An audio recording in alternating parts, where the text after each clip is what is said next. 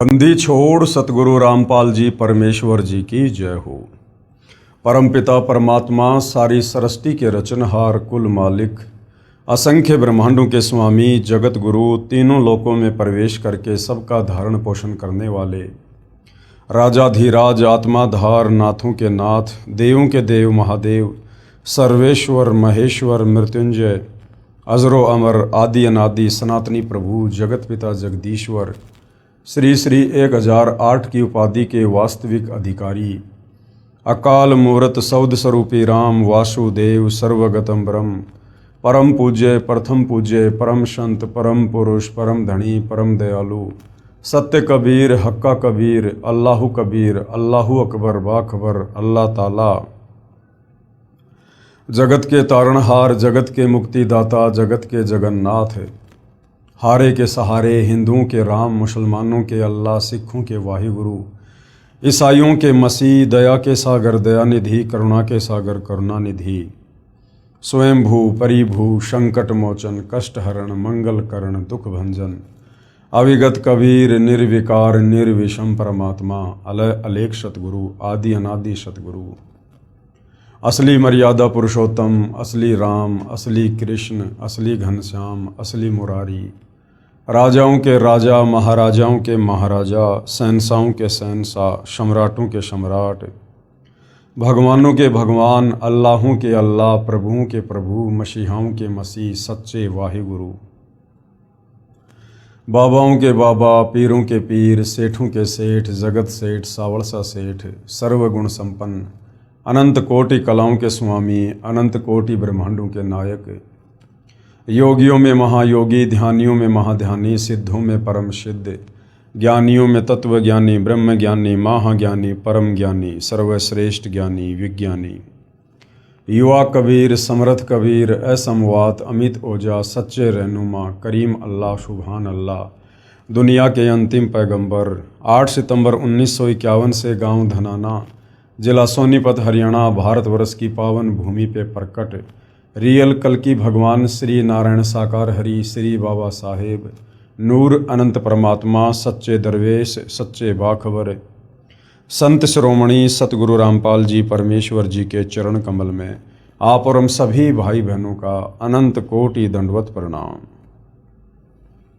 सत्साई भाई और बहनों, बहुत बड़ी दया बहुत बड़ी मेहर पूज्य गुरुदेव भगवान की परमेश्वर रामपाल जी की, जिनके शुभ आशीर्वाद से विशेष आशीर्वाद से उन्हीं के सत्संगों का संग्रह पवित्र आध्यात्मिक पुस्तक ज्ञान गंगा के ऊपर वीडियो बनाने की श्रृंखला जारी है।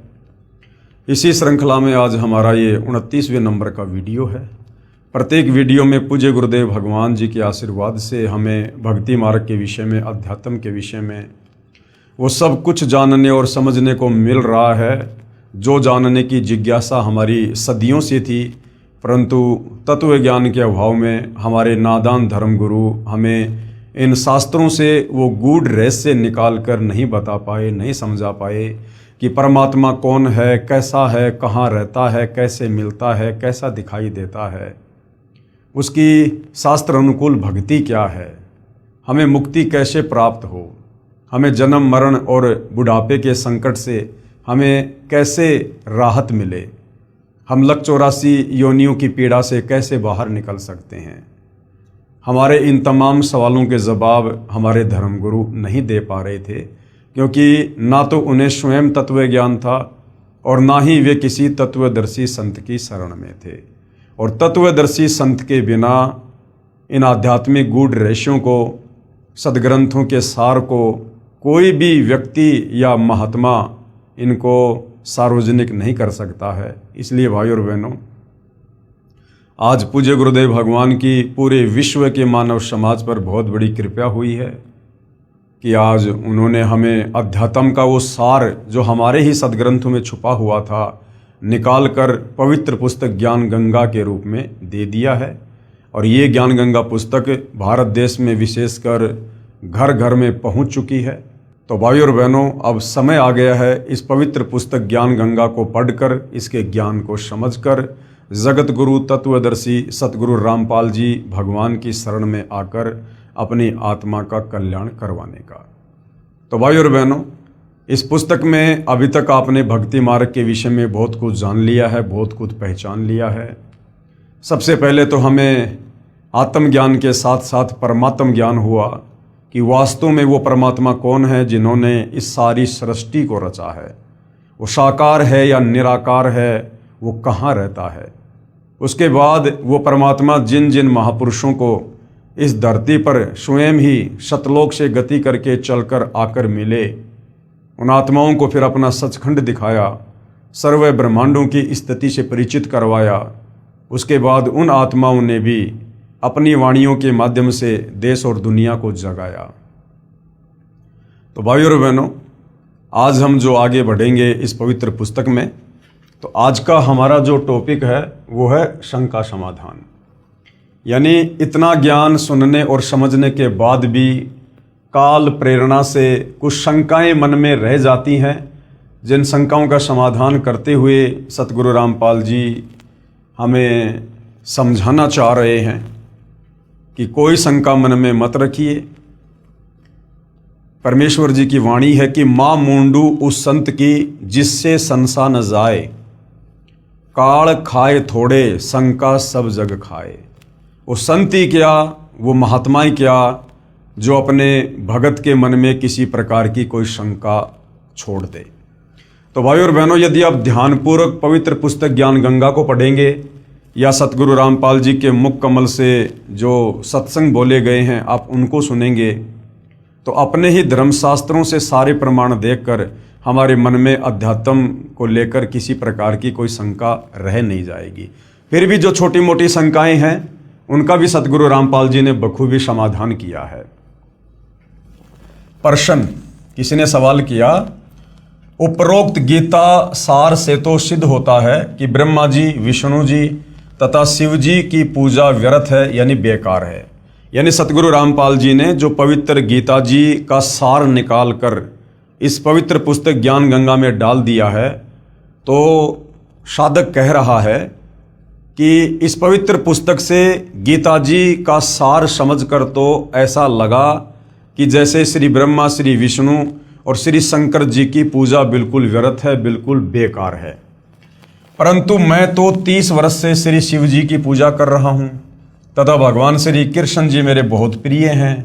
मैं इन प्रभुओं को नहीं छोड़ सकता, मेरा इनसे विशेष लगाव हो चुका है। श्री गीता जी का नित्य पाठ करता हूँ। हरे राम हरे कृष्ण राधे श्याम सीताराम, ओम नमः शिवाय, ओम नमो भगवते वासुदेवाय आदि नाम जाप करता हूँ। सोमवार का व्रत भी रखता हूँ, कावड़ भी लाता हूँ तथा धामों पर भी दान करने जाता हूँ, मंदिर में मूर्ति पूजा करने भी जाता हूँ, स्वर्ग प्राप्ति की इच्छा करता हूँ तथा परंपरागत पूजा के कारण एक महंत से उपदेश भी ले रखा है। तो सतगुरु रामपाल जी उस जिज्ञासु को क्या कुछ समझा रहे हैं। कृपया आप पुनः उपरोक्त गीता सार को पढ़ो। जब तक तत्व ज्ञान से पूर्ण परिचित आप नहीं होंगे तब तक ये शंका रूपी कांटा खटकता ही रहेगा। जैसे ऊपर उदाहरण है कि उल्टा लटका हुआ संसार रूपी वृक्ष है जिसकी मूल यानी जड़ तो पूर्ण परमात्मा परमेश्वर है और तीनों गुण रूपी रजगुण ब्रह्मा, सतगुण विष्णु और तमगुण शिव ये उसकी शाखाएं हैं। आपने कोई आम का पौधा लगाया है, यदि पौधे की जड़ यानी मूल की सिंचाई पूजा करोगे जिससे वृक्ष बनेगा, फिर उसकी शाखाओं को फल लगेंगे। शाखा तोड़ने को थोड़े कहा जाता है। यहाँ देखिए, सीधा बीजा हुआ भक्ति रूपी पौधा अर्थात शास्त्र विधि अनुसार साधना, जो आप जियों को पहले दिखाया गया था। तो गुरुदेव भगवान कह रहे हैं कि भाई हम ब्रह्मा विष्णु महेश की साधना छुड़वाते नहीं हैं, बल्कि और दृढ़ता से शास्त्र अनुकूल साधना आप जियों के द्वारा ब्रह्मा विष्णु महेश की करवाई जाती है। हमने भाई और बहनों सृष्टि रचना को समझना इसलिए बहुत ज़्यादा जरूरी है, क्योंकि सृष्टि रचना को समझे बिना हमें इस अध्यात्म को नहीं समझ सकते। तो सृष्टि रचना के माध्यम से पूज्य गुरुदेव भगवान ने हमें बताया कि ये जो संसार है, ये जो सृष्टि है, ये एक उल्टा लटका हुआ पीपल का वृक्ष समझो। ये भक्ति रूपी पौधा है, ये भक्ति रूपी पेड़ है। ठीक है, यानी ऊपर को कबीर परमेश्वर, कबीर प्रभु, कबीर परमात्मा जो सबसे ऊपर अनामी लोक में रहते हैं। उसके बाद 3 लोकों की ओर रचना की। सतलोक में परमात्मा ने सृष्टि की, जहां बैठकर परमात्मा सारे ब्रह्मांडों का पालन पोषण करते हैं। तो जो भक्ति रूपी पेड़ है उसकी जड़ है कबीर भगवान, कबीर परमात्मा। नीचे फिर अक्षर पुरुष के 7 संग ब्रह्मांड हैं, काल के 21 ब्रह्मांड हैं, काल के 3 पुत्र ब्रह्मा विष्णु महेश हैं। अब हम नादानों ने ब्रह्मा विष्णु महेश की जानकारी होने के कारण, क्योंकि हमारे नादान धर्म गुरु तत्व ज्ञान के अभाव से ब्रह्मा विष्णु महेश से ऊपर कोई भगवान सिद्ध कर ही नहीं पाए, तो आम समाज ने ब्रह्मा विष्णु महेश यानी पेड़ की शाखाओं को ही पूजना शुरू कर दिया। अब यदि भाई और बहनों आप किसी पौधे की शाखाओं को अगर गमले में या मिट्टी में दबा कर उसकी सिंचाई करोगे, उसकी पूजा करोगे, वो पेड़ सूख जाएगा, हमें कभी भी फल प्राप्त नहीं होंगे।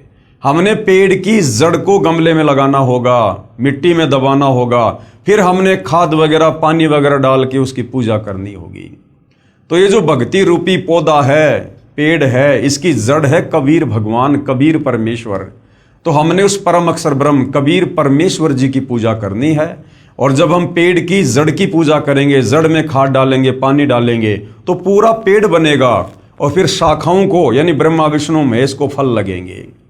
अर्थात ब्रह्मा विष्णु महेश के माध्यम से फिर ये कबीर भगवान जब हम जड़ की यानी उनकी पूजा करेंगे, फिर ये हमें कर्म फल देंगे ब्रह्मा विष्णु महेश के माध्यम से।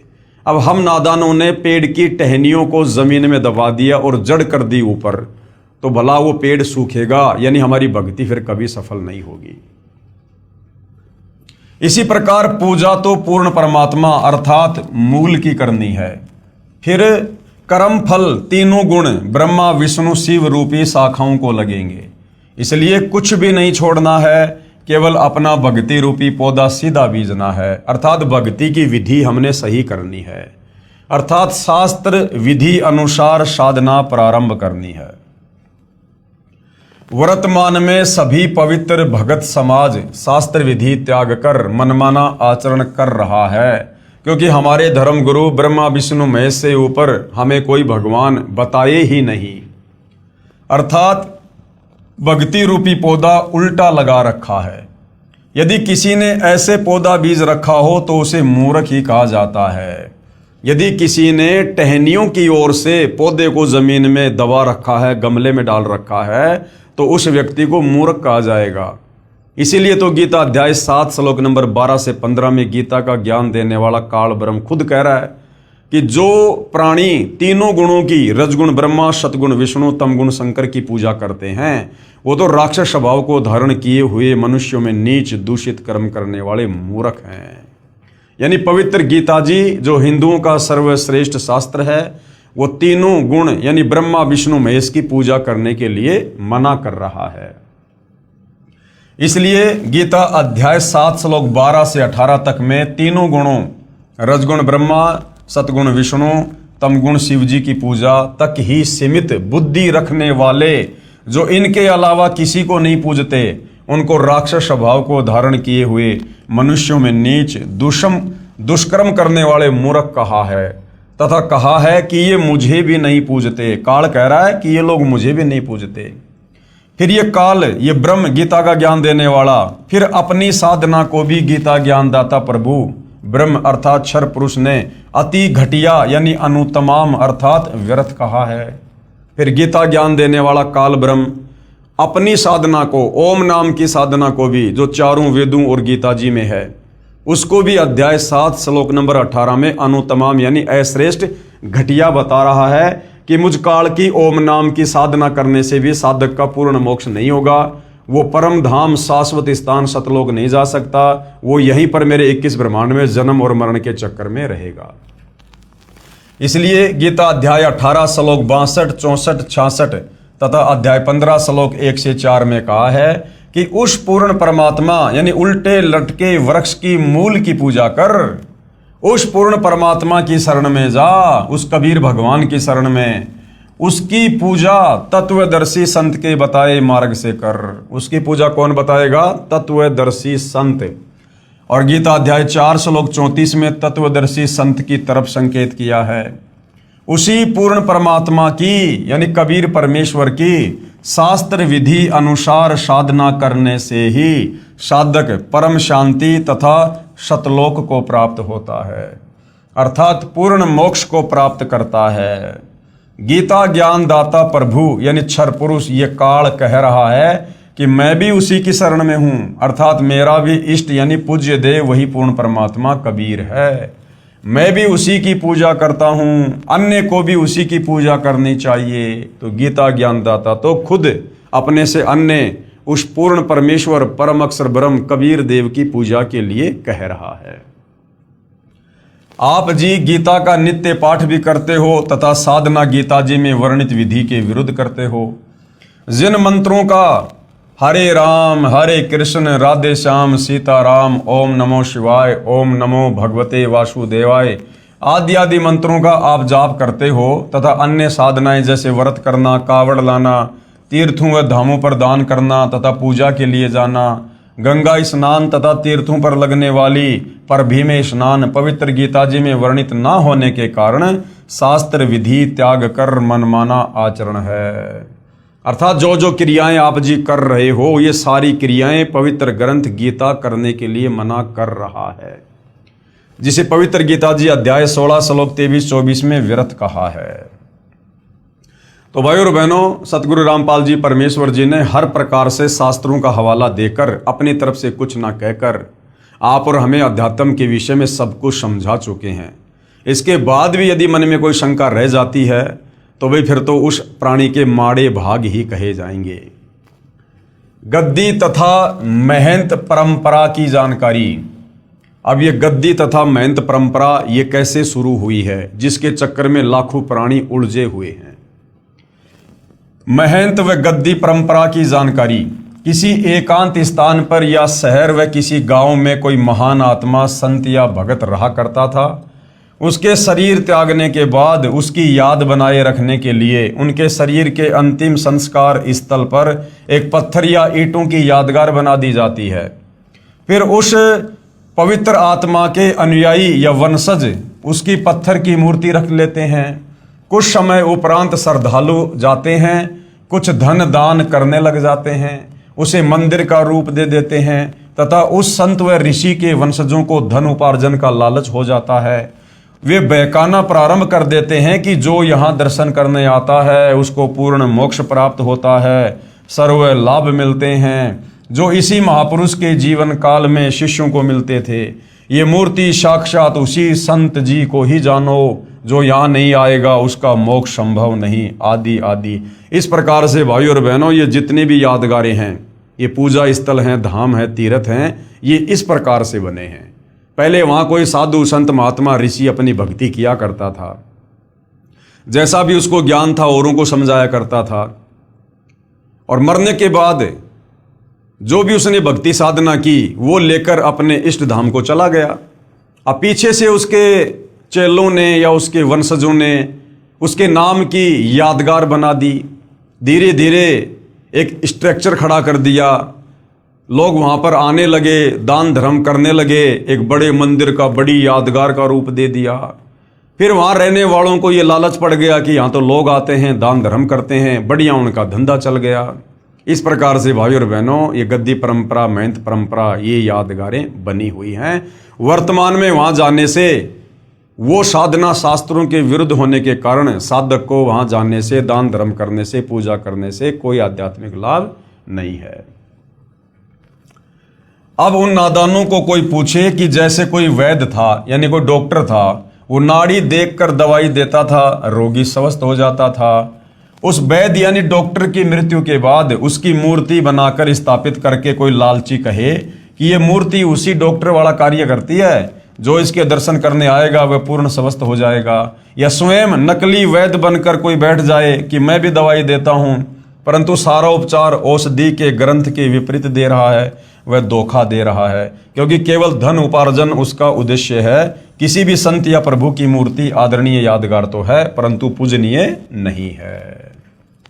तो भाई और बहनों, आप और हमने हर प्रकार की इन भ्रमणाओं से, जो इन धन के लोभियों ने, स्वार्थियों ने अपने धार्मिक धंधे के लिए समाज में फैला रखी थी, हमने इन भ्रमणाओं से अब बाहर निकलना है और हमने शास्त्र अनुकूल साधना करके अपनी आत्मा का कल्याण करवाना है। क्योंकि स्वयं सारी सृष्टि का मालिक कबीर परमेश्वर जगत गुरु तत्वदर्शी सतगुरु रामपाल जी के रूप में धरती पर प्रकट हैं।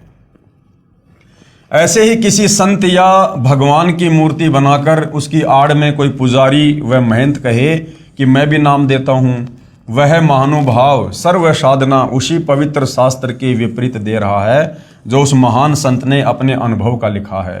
तो वह नकली संत व महंत स्वयं भी दोषी है तथा अनुयायियों का भी जीवन व्यर्थ करने का भार अपने शीश पर ले रहा है। संत तो एक समय में एक ही आता है, एक समय में पृथ्वी पर एक ही पूर्ण संत होता है। अब देख लो, वर्तमान में धरती पर पूर्ण संत सतगुरु रामपाल जी हैं। इनके अलावा ये जितने भी आचार्य, शंकराचार्य, मंडलेश्वर हैं, धर्माचार्य हैं, किसी भी धर्म का कोई भी धर्म गुरु है, ये सारे के सारे नकली हैं, काल के द्वारा भेजे गए हैं। ये समाज का आध्यात्मिक दृष्टि से उल्टा ही मार्गदर्शन कर रहे हैं। उसके मार्ग में करोड़ों नकली संत, महंत तथा आचार्य बाधक बनते हैं। किसके? जो एक समय में एक ही संत धरती पर होता है। किसी संत जी के शरीर त्यागने के बाद संत या महंत परंपरा प्रारंभ होती है। पहले वाले संत के स्थान की रक्षार्थ एक प्रबंधक चुना जाता है, जिसे महंत कहा जाता है। वह केवल उस पवित्र यादगार की देखभाल करने के लिए ही नियुक्त किया जाता है। फिर लालचवश वह स्वयं ही गुरु बन बैठता है तथा भक्ति चाहने वाली प्यारी आत्माएं उस पर आधारित होकर अपना जीवन व्यर्थ कर जाती हैं। महंत परंपरा का नियम बना रखा है कि पूर्व महंत का प्रथम पुत्र महंत पद का अधिकारी होगा, चाहे वह शराबी हो, चाहे वह अज्ञानी हो। ये भक्ति मार्ग है। इसमें केवल पूर्ण संत ही जीव उद्धार कर सकता है। दास ने 2-3 महंत परंपरा की पुस्तक पढ़ी, उनमें जो देखा वो इस प्रकार है। अब क्या समझा रहे हैं गुरुदेव भगवान? एक 2 वर्ष का बच्चा गद्दी पर बैठा दिया, फिर वह बड़ा होकर नामदान करने लग गया। अब बताओ, 2 साल का बच्चा लोगों का क्या मार्गदर्शन करेगा? उसको क्या आध्यात्मिक ज्ञान है? लेकिन एक परंपरा के तहत उसको महंत बना के बैठा दिया। दूसरी पुस्तक में पढ़ा कि एक 5 वर्ष के बच्चे का पिताजी जो महंत जी था, अचानक मृत्यु को प्राप्त हो गया। बाद में संगत ने तथा उसकी माताजी ने उस 5 वर्षीय बच्चे को महंत पद पर नियुक्त कर दिया। कुछ वर्ष पर्यंत वह गुरुजी बन गया। अब बताओ, 5 साल का बच्चा जिसको अपने कपड़े भी पहनने नहीं आते ढंग से, उस बच्चे को महंत बनाकर बैठा दिया। दुनिया उसकी पूजा करने लगी। एक महंत परंपरा के इतिहास को पढ़ा कि महंत को कोई संतान नहीं हुई, उसकी मृत्यु हो गई। भाई की मृत्यु पहले हो चुकी थी, कोई संतान नहीं थी। गद्दी की रखवाली के लिए एक सेवक को उस कुल में संतान होने तक अस्थायी महंत नियुक्त कर दिया। कुछ समय उपरांत महंत कुल में किसी के लड़का हुआ और जो अस्थायी महंत जो गद्दी पे बैठा था वो गद्दी लेकर भाग गया। किसी अन्य शहर में स्वयं ही गद्दी स्थापना करके महंत बन बैठा, वहां नई दुकान खोल ली तथा पूर्व स्थान पर एक 2.5 वर्ष का बच्चा महंत बना दिया गया। एक महंत परंपरा का इतिहास देखा कि बड़ा बेटा घर त्याग गया, उससे छोटे को महंत पद पर नियुक्त कर दिया। कुछ समय पर्यंत वहां मंदिर बन गया तथा अधिक चढ़ावा भेंट पूजा का धन आने लगा। उस बड़े वाले की संतान ने कहा कि इस मंदिर पर हमारा अधिकार है। इस कारण झगड़ा शुरू हुआ। गद्दी पर विराजमान महंत जी की हत्या कर दी गई। फिर उसका बड़ा बेटा महंत अर्थात गद्दी का अधिकारी नियुक्त कर दिया, उसकी भी हत्या कर दी गई। फिर उसका दूसरा भाई गद्दी पर बैठाया गया। दूसरे जो अपने को अधिकारी बताते थे, उन्होंने नया स्थान बनाकर नई दुकान खोल ली। एक दूसरे पर मुकदमे करके सुखमय जीवन को लालच में नरक बना लिया। वह धाम कहाँ रहा? अरे धाम पर जाने से तो शांति होनी चाहिए, धाम पर तो ज्ञान बंटना चाहिए, धाम पर तो शास्त्र अनुकूल साधना होनी चाहिए। तो ऐसी जगहों को धाम नहीं कहा जा सकता। वह तो कुरुक्षेत्र वाला महाभारत के युद्ध का मैदान हो गया। कुछ महंतों ने संत बनाने की एजेंसी ले रखी है, लाल कपड़े धारण करवाते हैं, पूर्व नाम को बदलकर अन्य नाम रख देते हैं। फिर वह बनावटी महंत का बनावटी शिष्य नकली संत बनकर भोली आत्माओं के जीवन के साथ खिलवाड़ करता रहता है तथा अनमोल मनुष्य जीवन को स्वयं भी व्यर्थ कर रहा है तथा भोली आत्माओं के जीवन को भी नाश कर रहा है तथा महापाप का भागी बन रहा है। अब गुरुदेव भगवान क्या कह रहे हैं? जिस समय राजा परीक्षित जी को सर्प ने डसना था उस समय पूर्ण गुरु की आवश्यकता पड़ी। ये द्वापर युग की बात है। अब ये जगह जगह गद्दी लेकर महंत बनकर जो कथाएं करते फिरते हैं 4 रुपए के लालच में, अब गुरुदेव भगवान क्या समझा रहे हैं? द्वापर युग की ये कथा है। जिस समय राजा परीक्षित जी को सर्प ने डसना था उस समय पूर्ण गुरु की आवश्यकता पड़ी, क्योंकि पूर्ण संत बिना जीव का कल्याण असंभव है। उस समय पृथ्वी के सभी ऋषियों ने राजा परीक्षित को दीक्षा देने तथा 7 दिन श्रीमद् भागवत सुधा सागर की कथा सुनाने से मना कर दिया, क्योंकि 7वें दिन पोल खुलनी थी। इस कारण से कोई सामने नहीं आया। स्वयं श्रीमद् भागवत सुधा सागर के लेखक महर्षि वेदव्यास जी ने भी असमर्थता व्यक्त की, क्योंकि वे ऋषिजन प्रभु से डरने वाले थे, इसलिए भी राजा परीक्षित के जीवन से खिलवाड़ करना उचित नहीं समझा। राजा परीक्षित जी के कल्याण के लिए महर्षि सुखदेव जी को स्वर्ग से बुलाया गया। अब द्वापर युग के साधु संत महात्मा ऋषि कैसे होंगे? वर्तमान वालों से तो हजारों गुना बढ़िया होंगे। उनको ज्ञान भी होगा, धर्म कर्म पर भी थे, नेक नीति में भी थे, सदाचारी भी थे, और खुद श्रीमद् भागवत सुधा सागर का लेखक महर्षि वेदव्यास जी, उन्होंने भी हाथ खड़े कर दिए कि भैया मैं भी कथा करने का अधिकारी नहीं हूं। और फिर स्वर्ग से राजा परीक्षित के पुण्यों के आधार से सुखदेव ऋषि को बुलाया गया, और सुखदेव ऋषि ने यहां आकर 7 दिन राजा परीक्षित को श्रीमद् भागवत सुधा सागर की कथा सुनाई। तो विचार करो भाई और बहनों, जब द्वापर युग के ऋषियों ने श्रीमद् भागवत सुधा सागर की कथा करने के लिए अपने आप को योग्य नहीं बताया, अधिकारी नहीं बताया, तो ये वर्तमान वाले साधु संत महात्मा ऋषि पैसों के लोभी, इनकी कोई नियम नहीं, कोई मर्यादा नहीं, ये दे के कांख में पोथी और गांव-गांव जाकर ये कथा करते फिरते हैं। इनके कथाओं से किसी का क्या भला होगा, क्या मुक्ति होगी? ये विचारणीय विषय है। क्योंकि भाई और बहनों, धरती पर एक समय में एक ही संत होता है जो पूर्ण होता है, और वही इन ग्रंथों की कथा यानी इन ग्रंथों को समझाने का अधिकारी होता है। राजा परीक्षित जी के कल्याण के लिए महर्षि सुखदेव जी को स्वर्ग से बुलाया गया, जिसने राजा को दीक्षा दी तथा 7 दिन तक कथा सुनाकर राजा परीक्षित जी का जितना उद्धार ऋषि सुखदेव जी कर सकते थे किया। वर्तमान के गुरु संत महंत तथा आचार्य स्वयं ही भगवान के संविधान से अपरिचित हैं, इसलिए भयंकर दोष के पात्र बनकर दोषी हो रहे हैं। कहते हैं औरों पंथ बताओ ही और स्वयं न जाने राह। दूसरों को तो रास्ता दिखा रहे हैं और खुद अंधकार में बैठे हैं। अनअधिकारी कथा पाठ करे वे दीक्षा देवे बहुत करत गुना। ये तो बहुत बड़ा पाप कर रहे हैं परमात्मा के विधान को तोड़कर। वर्तमान में कथा व ग्रंथों का पाठ करने वालों व नामदान करने वालों की बाढ़ सी आई हुई है, क्योंकि सभी पवित्र धर्मों की पवित्र आत्माएं तत्व ज्ञान से अपरिचित हैं, जिस कारण नकली गुरुओं व संतों तथा महंतों का दाव लगा हुआ है। जिस समय पवित्र भगत समाज आध्यात्मिक तत्व ज्ञान से परिचित हो जाएगा, उस समय इन नकली संतों, गुरुओं व आचार्यों को छुपने का स्थान नहीं मिलेगा। पलायन करके पीछा छुड़वाना पड़ेगा। जब भगत समाज तत्व ज्ञान से परिचित हो जाएगा, जगत गुरु तत्वदर्शी सतगुरु रामपाल जी के सत्संग सुनकर, उनकी पुस्तकें पढ़कर। अब भाई और बहनों, जितने भी ये तीर्थ हैं, ये धाम हैं, इनकी वास्तव में शुरुआत कैसे हुई? जब तक हम परमात्मा चाहने वाली आत्माओं को इसकी जड़ का नहीं पता चलेगा, तब तक हम इन तीर्थों पर, इन धामों पर यूं ही जाकर अपना धन और अनमोल समय बर्बाद करवाते रहेंगे। पवित्र तीर्थ तथा धाम की जानकारी। किसी साधक ऋषि जी ने किसी स्थान या जलाशय पर बैठकर साधना की या अपनी आध्यात्मिक शक्ति का कोई प्रदर्शन किया। वह अपनी भक्ति कमाई करके साथ ले गया, यानी मरने के बाद, तथा अपने इष्ट लोक को प्राप्त हुआ। उस साधना स्थल का बाद में तीर्थ या धाम नाम पड़ गया। अब कोई उस स्थान को देखने जाए कि यहाँ कोई साधक रहा करता था उसने बहुतों का कल्याण किया। अब न तो वहाँ संत जी हैं जो उपदेश दे सके, वह तो अपनी कमाई करके चला गया। विचार करें, तीर्थ व धाम को हमाम दस्ता जानो। हमाम दस्ता क्या होता है? जैसे कोई भी जड़ी बूटी या सामग्री कूटने के लिए एक लोहे का एक उखड़ और मुसड़ बोलते हैं उसको हमाम दस्ता कहते हैं।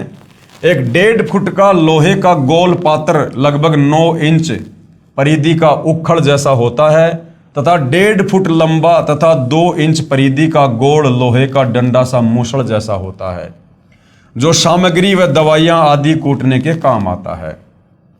उसे हमाम दस्ता कहते हैं। एक व्यक्ति अपने पड़ोसी का हमाम दस्ता मांग कर लाया। उसने हवन की सामग्री कूटी तथा मांझ धोकर लौटा दिया। जिस कमरे में हमाम दस्ता रखा था उस कमरे में सुगंध आने लगी उस जड़ी बूटी की। घर के सदस्यों ने देखा कि यह सुगंध कहाँ से आ रही है, तो पता चला कि हमाम दस्ते से आ रही है। वे समझ गए कि पड़ोसी ले गया था, उसने कोई सुगंध युक्त वस्तु कूटी होगी और कुछ दिन बाद वो सुगंध भी आना फिर बंद हो जाती है। इसी प्रकार ये तीर्थ और धाम है भाई और बहनों। इसी प्रकार तीर्थ व धाम को एक हमाम दस्ता जानो। जैसे सामग्री कूटने वाले ने अपनी सारी वस्तु पहुंच कर रख दी, खाली हमाम दस्ता लौटा दिया। अब कोई उस हमाम दस्ते को सूंघ कर ही कृतार्थ माने तो नादानी है। उसको भी सामग्री लानी पड़ेगी, तब पूर्ण लाभ होगा।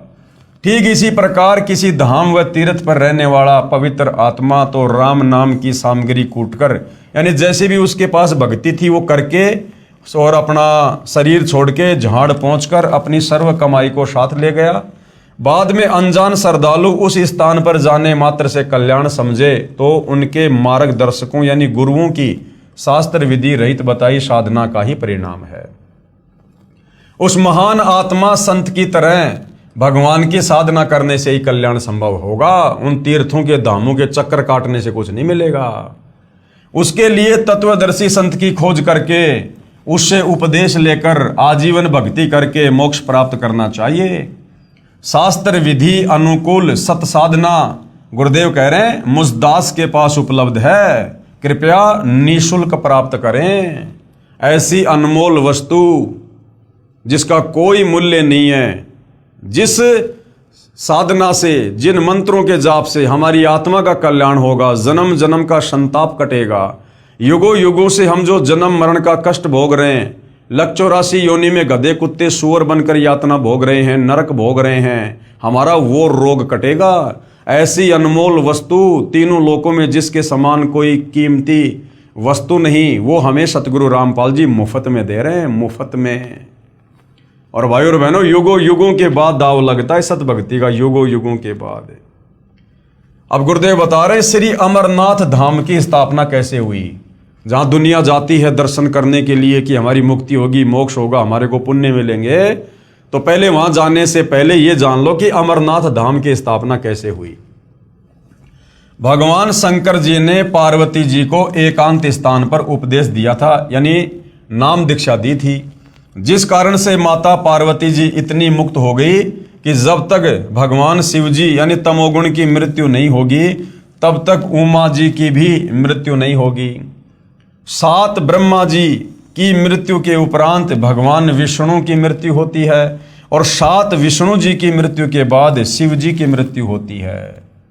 तब माता पार्वती जी भी मृत्यु को प्राप्त होगी। यानी भगवान शंकर से नाम उपदेश लेकर पार्वती जी इतनी अमर हो गई कि जब तक भगवान शंकर नहीं मरेगा तब तक पार्वती भी नहीं मरेगी। लेकिन मरेंगे भगवान शंकर भी और मरेगी फिर पार्वती भी।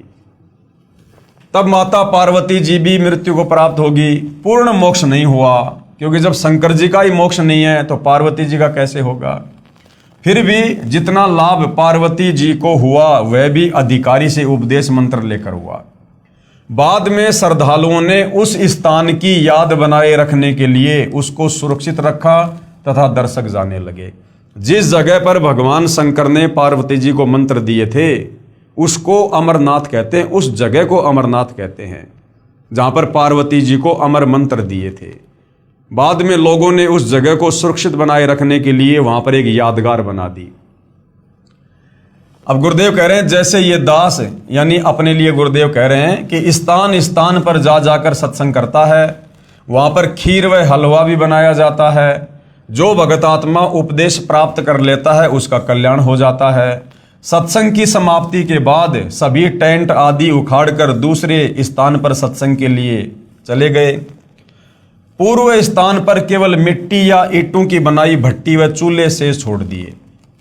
फिर कोई उसी शहर के व्यक्ति से कहे कि आओ आपको वह जगह दिखाकर लाता हूं जहां सतगुरु रामपाल जी का सत्संग हुआ था, खीर बनाई थी। बाद में उन भट्टियों को देखने जाने वाले को न तो खीर मिलेगी, न ही सत्संग के अमृत वचन सुनने को मिलेंगे, और ना ही उपदेश प्राप्त हो सकता जिससे कल्याण हो सके।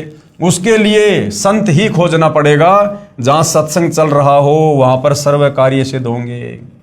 तो भाई दुनिया जिस अमरनाथ पर जाती है भक्ति भाव से, वहां ना तो भगवान शंकर है ना पार्वती है, केवल वो एक यादगार है। और वहां पर चाहे चक्कर काटना तो छोड़ो, अगर वहां पर तुम खुद भी रहने लग जाओ, यदि तुम वहां पर बस जाओ तो भी तुम्हारी आत्मा का कल्याण नहीं है। ठीक इसी प्रकार तीर्थों व धामों पर जाना तो उस यादगार स्थान रूपी भट्ठी को देखना मात्र ही है। यह पवित्र गीता जी में वर्णित ना होने से शास्त्र विरुद्ध हुई, जिससे कोई लाभ नहीं। इसका प्रमाण पवित्र गीता अध्याय 16 श्लोक 23-24 में कि अर्जुन, शास्त्र विधि को त्याग कर जो मनमानी भक्ति पूजा करते हैं उनको कोई लाभ नहीं, उनकी कोई गति नहीं, उनकी कोई मुक्ति नहीं। तत्व ज्ञानहीन संतों व महंतों तथा आचार्यों द्वारा भ्रमित श्रद्धालु तीर्थों व धामों पर आत्म कल्याणार्थ जाते हैं। श्री अमरनाथ जी की यात्रा पर गए श्रद्धालु 3-4 बार बर्फानी तूफान में दबकर मृत्यु को प्राप्त हुए। प्रत्येक बार मरने वालों की संख्या हजारों में होती थी। विचारणीय विषय है कि यदि श्री अमरनाथ जी के दर्शन व पूजा लाभदायक होती तो क्या भगवान शिव उन भक्तों की रक्षा नहीं करते? अर्थात प्रभु शिव जी भी शास्त्र विरुद्ध साधना से अप्रसन्न हैं। भगवान शंकर भी इन पाखंडों से प्रसन्न नहीं है, इस प्रकार की साधनाओं से।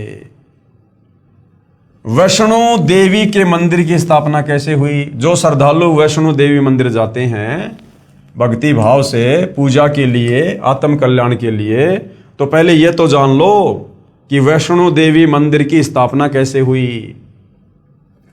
जब सती जी यानी उमा देवी अपने पिता राजा दक्ष के हवन कुंड में छलांग लगाने से जलकर मृत्यु को प्राप्त हुई। अब वो हवन कुंड में छलांग क्यों लगाई?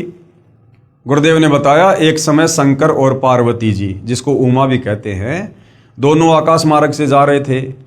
उसी समय विष्णु अवतार श्री रामचंद्र जी धरती पर आए हुए थे और उनको 14 साल का वनवास मिला हुआ था, और जंगल से उनकी पत्नी सीता को रावण उठाकर ले गया था। पीछे से सीता के वियोग में वो पागलों की तरह व्यवहार कर रहे थे। वृक्षों से लिपट लिपट कर पूछ रहे थे, हाय मेरी सीता कहाँ गई? मृगों से लिपट लिपट कर पूछ रहे थे, रो रहे थे। तो ऊपर से शंकर जी ने हाथ जोड़कर उनको प्रणाम किया। तो पार्वती ने पूछा, आप किसको प्रणाम कर रहे हो? तो शंकर जी ने कहा कि मैं भगवान विष्णु को प्रणाम कर रहा हूं। तो पार्वती ने कहा कि ये इस प्रकार से आम आदमी की तरह रोने वाला अपनी पत्नी के वियोग में ये भगवान कैसे हो सकता है? मैं तो इसकी परीक्षा लूंगी। तो शंकर जी ने कहा कि तू ये गलती मत कर देना, तू सीता का रूप बनाकर भगवान के सामने मत चली जाना। अगर तुमने सीता का रूप बना लिया तो सीता मेरी भाभी है और भाभी माँ के समान होती है, फिर तू मेरे योग्य नहीं रहेगी, फिर मैं तुझे पत्नी रूप में स्वीकार नहीं करूंगा। तो उस समय तो पार्वती ने कहा ठीक है, नहीं लूंगी परीक्षा। घर आने के बाद शंकर जी तो अपने काम धाम से चले गए। पीछे से पार्वती ने सीता जी का रूप बनाया और रामचंद्र जी के सामने जाके खड़ी हो गई कि अगर भगवान होगा तो मुझे पहचान लेगा। अब जैसे पार्वती सीता जी का रूप बना के खड़ी हुई, उधर से इस काल में इसने श्री रामचंद्र जी को सद्बुद्धि दे दी, ज्ञान योग खोल दिया, दृष्टि दे दी, और रामचंद्र जी ने पहचान लिया कि ये तो मेरी पत्नी सीता नहीं, ये तो जो है ये तो पार्वती है। तो रामचंद्र जी ने कहा कि हे दक्ष पुत्री माया, भगवान शंकर को कहाँ छोड़कर आ गई? अब पार्वती ने देखा भैया इसने तो मुझे पहचान लिया, तो वापस वो पार्वती रूप में आ गई और कहा कि भगवान शंकर ठीक कह रहे थे, आप तो वास्तव में भगवान ही हो। चली गई। अब उधर से भाई और बहनों, श्री रामचंद्र जी को अपनी पत्नी का तो पता नहीं कि उसे कौन ले गया, और उधर से सीता रूप में पार्वती को पहचान लिया।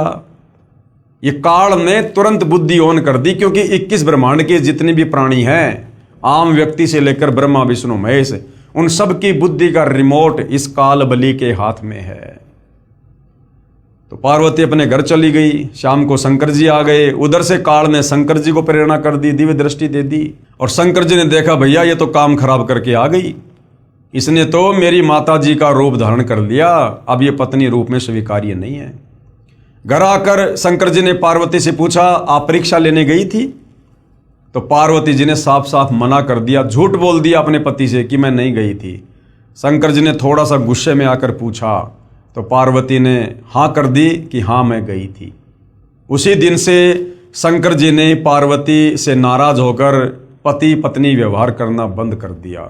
और जब वर्षों का समय बीत गया तो पार्वती ने सोचा कि अब ये टस से मस होने वाले नहीं हैं, तो वो अपने पिता राजा दक्ष के घर पर चली गई कि कुछ दिन मैं अपने पीहर रह के आऊँगी, अपने माता पिता के पास रहकर आऊँगी, तब तक हो सकता है ये नॉर्मल हो जाएं, बात को भूल जाएं।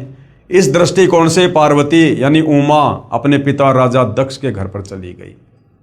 उस समय राजा दक्ष एक हवन करवा रहा था, जिसमें बहुत सारे साधु संत महात्मा ऋषि आए हुए थे, और राजा दक्ष की जितनी भी लड़कियां थी उन सब के जो पति थे वो भी आए हुए थे, सबके हवन कुंड बने हुए थे, और जो जो दामाद नहीं आया था उसका भाग अलग से निकाल रखा था। परंतु पार्वती और शंकर जी का कहीं कोई इस प्रकार का स्थान नहीं था। पूरे हवन कुंड में पार्वती ने घूम के देख लिया। अंत में अपने पिता के पास गई और कहा, पिताजी आपने मेरी सभी बहन और उनके पतियों के लिए जो है ये जगह वगैरह नियुक्त की हुई है हवन के लिए, हमारे लिए क्यों नहीं की? तो राजा दक्ष ने पार्वती का अपमान कर दिया और कहा, तू पहले ये बता तुझे यहां बुलाया किसने, और मैं उसका भाग क्यों निकालूं जिसके गले में सर्प पड़े रहते हैं, ना नहाता ना धोता है, राख को लपेट के रहता है। क्योंकि भाई और बहनों, पार्वती जी ने अपने पिता राजा दक्ष के मना करने पर भगवान शंकर से लव मैरिज की थी, जिस कारण से राजा दक्ष उससे नाराज था।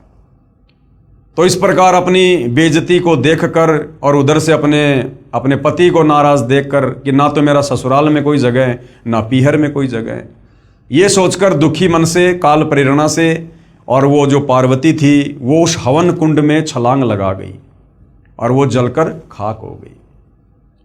तो जब सती जी यानी उमा देवी अपने पिता राजा दक्ष के हवन कुंड में छलांग लगाने से जलकर मृत्यु को प्राप्त हुई, तब भगवान शिव जी उसकी अस्थियों के कंकाल को मोहवश सती जी यानी पार्वती जी जानकर 10,000 साल तक कंधे पर लिए पागलों की तरह घूमते रहे। अब देखिए भाई और बहनों, 21 ब्रह्मांड में सारे के सारे प्राणी मोह ममता में बंधे हुए हैं, तीनों गुणों में बंधे हुए हैं। ये तीनों देवता एक एक गुण हैं जो हम इंसानों को बांध के रखते हैं, और ये खुद भी इन्हीं तीनों गुणों में बंधे हुए हैं। 10,000 साल तक उस जली हुई पार्वती की अस्थियों को अपनी पत्नी मानकर अपने सीने से लगाकर पागलों की तरह रोते हुए घूम रहे हैं भगवान शंकर। जैसे एक बंदरिया का बच्चा मर जाता है फिर भी वो उसे अपना बच्चा मानकर छाती से लगाकर घूमती रहती है। तो भाई और बहनों, चाहे ब्रह्मा विष्णु महेश हो, चाहे आप और हम इंसान हो, चाहे ये 184 योनियों के जीव हो, हम सब के सब जीव संज्ञा में हैं, जीव संज्ञा में। इसीलिए सतगुरु रामपाल जी का नारा है कि जीव हमारी जाति है, मानव धर्म हमारा, हिंदू मुस्लिम सिख ईसाई धर्म नहीं कोई न्यारा।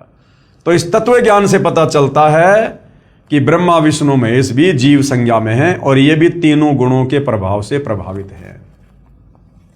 उसके बाद भगवान विष्णु जी ने सुदर्शन चक्र से सती जी के कंकाल को छिन्न भिन्न कर दिया। अब भगवान विष्णु जी के रूप में स्वयं कबीर परमात्मा जी ने ये लीला की।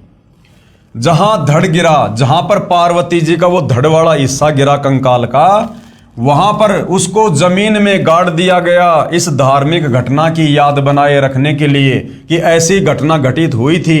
उसके ऊपर एक मंदिर जैसी यादगार बना दी कि कहीं आने वाले समय में कोई ये ना कह दे कि पुराण में गलत लिखा है। उस मंदिर में एक स्त्री का चित्र रख दिया, उसे वैष्णो देवी कहने लगे। उसकी देख रेख व श्रद्धालु दर्शकों को इस स्थान की कहानी बताने के लिए एक नेक व्यक्ति नियुक्त किया गया, जैसे गाइड वगैरह होते हैं। उसको अन्य धार्मिक व्यक्ति कुछ वेतन देते थे। बाद में उसके वंशजों ने उस पर भेंट दान लेना प्रारंभ कर दिया तथा कहने लगे कि एक व्यक्ति का व्यापार ठप हो गया था। माता के 100 रुपये संकल्प किए, एक नारियल चढ़ाया, वह बहुत धनवान हो गया। एक निसंतान दंपत्ति था, उसने माता जी के 200 रुपये, एक साड़ी, एक सोने का गले का हार चढ़ाने का संकल्प किया, उसको पुत्र प्राप्त हो गया। और इस प्रकार से भाई और बहनों, तत्व ज्ञान के अभाव में आम आदमी देखम देखा भेड़ चाल में इन धर्मों पर जाने लगा और इन धामों की पूजा शुरू हो गई। इस प्रकार भोली आत्माएं इन दंत कथाओं पर आधारित होकर अपनी पवित्र गीता जी तथा पवित्र वेदों को भूल गए कि हमारी गीता और वेदों में भगवान प्राप्ति के लिए, मुक्ति के लिए क्या भक्ति साधना लिखी है, उसको तो भूल गए और भेड़ चाल में इन तीर्थों पर, धामों पर जाना शुरू कर दिया, जिसमें वह सर्व साधनाएं शास्त्र विधि रहित लिखी हैं, जिसके कारण न कोई सुख होता है, न कोई कार्य सिद्ध होता है और न ही परम गति अर्थात मुक्ति होती है। कहाँ? इन धामों पर जाने से, तीर्थों पर जाने से, क्योंकि गीता और चारों वेद इन साधनाओं को करने के लिए मना कर रहे हैं। इसका प्रमाण पवित्र गीता अध्याय 16 मंत्र 23-24 में है। इसी प्रकार जहां देवी की आंखें गिरी वहां नैना देवी का मंदिर, जहां जिव्या गिरी वहां पर श्री जवाले जी के मंदिर तथा जहां धड़ गिरा वहां वैष्णो देवी के मंदिर की स्थापना हो गई। तो भाई और बहनों, इस प्रकार से इन धामों की शुरुआत हुई है जिनको आज दुनिया पूजने के लिए जाती है, जबकि ये तमाम साधनाएं हमारे धर्मशास्त्रों के विरुद्ध होने के कारण, पवित्र गीता और पवित्र चारों वेदों के विपरीत होने के कारण इसको मनमाने आचरण की संज्ञा दी गई है। अध्याय 16 श्लोक 23-24 कि अर्जुन, जो व्यक्ति शास्त्र विधि को त्याग कर मनमाना आचरण करते हैं, मनमानी पूजा पाठ करते हैं, मनमाने मंत्रों का जाप करते हैं जो गीता और वेदों में नहीं है, उनकी ना तो मुक्ति होगी मरने के बाद में, अर्थात वो कभी भूत बनेंगे, कभी पिशाच बनेंगे, कभी वो पितर बनेंगे, नरक में जाएंगे, लक 84 में जाएंगे। ना उनका कोई कार्य सिद्ध हो सकता और ना उनकी गति हो सकती। इसलिए गीता अध्याय 16 श्लोक 24 में फिर कहा कि अर्जुन, कौन से भक्ति कर्म करने चाहिए, कौन से भक्ति कर्म नहीं करने चाहिए, इसके लिए शास्त्र ही प्रमाण है। अन्य किसी की दंत कथा पर, लोक वेद पर, सुनी सुनाई बातों पर यकीन करके भक्ति मार्ग को मत अपना लेना।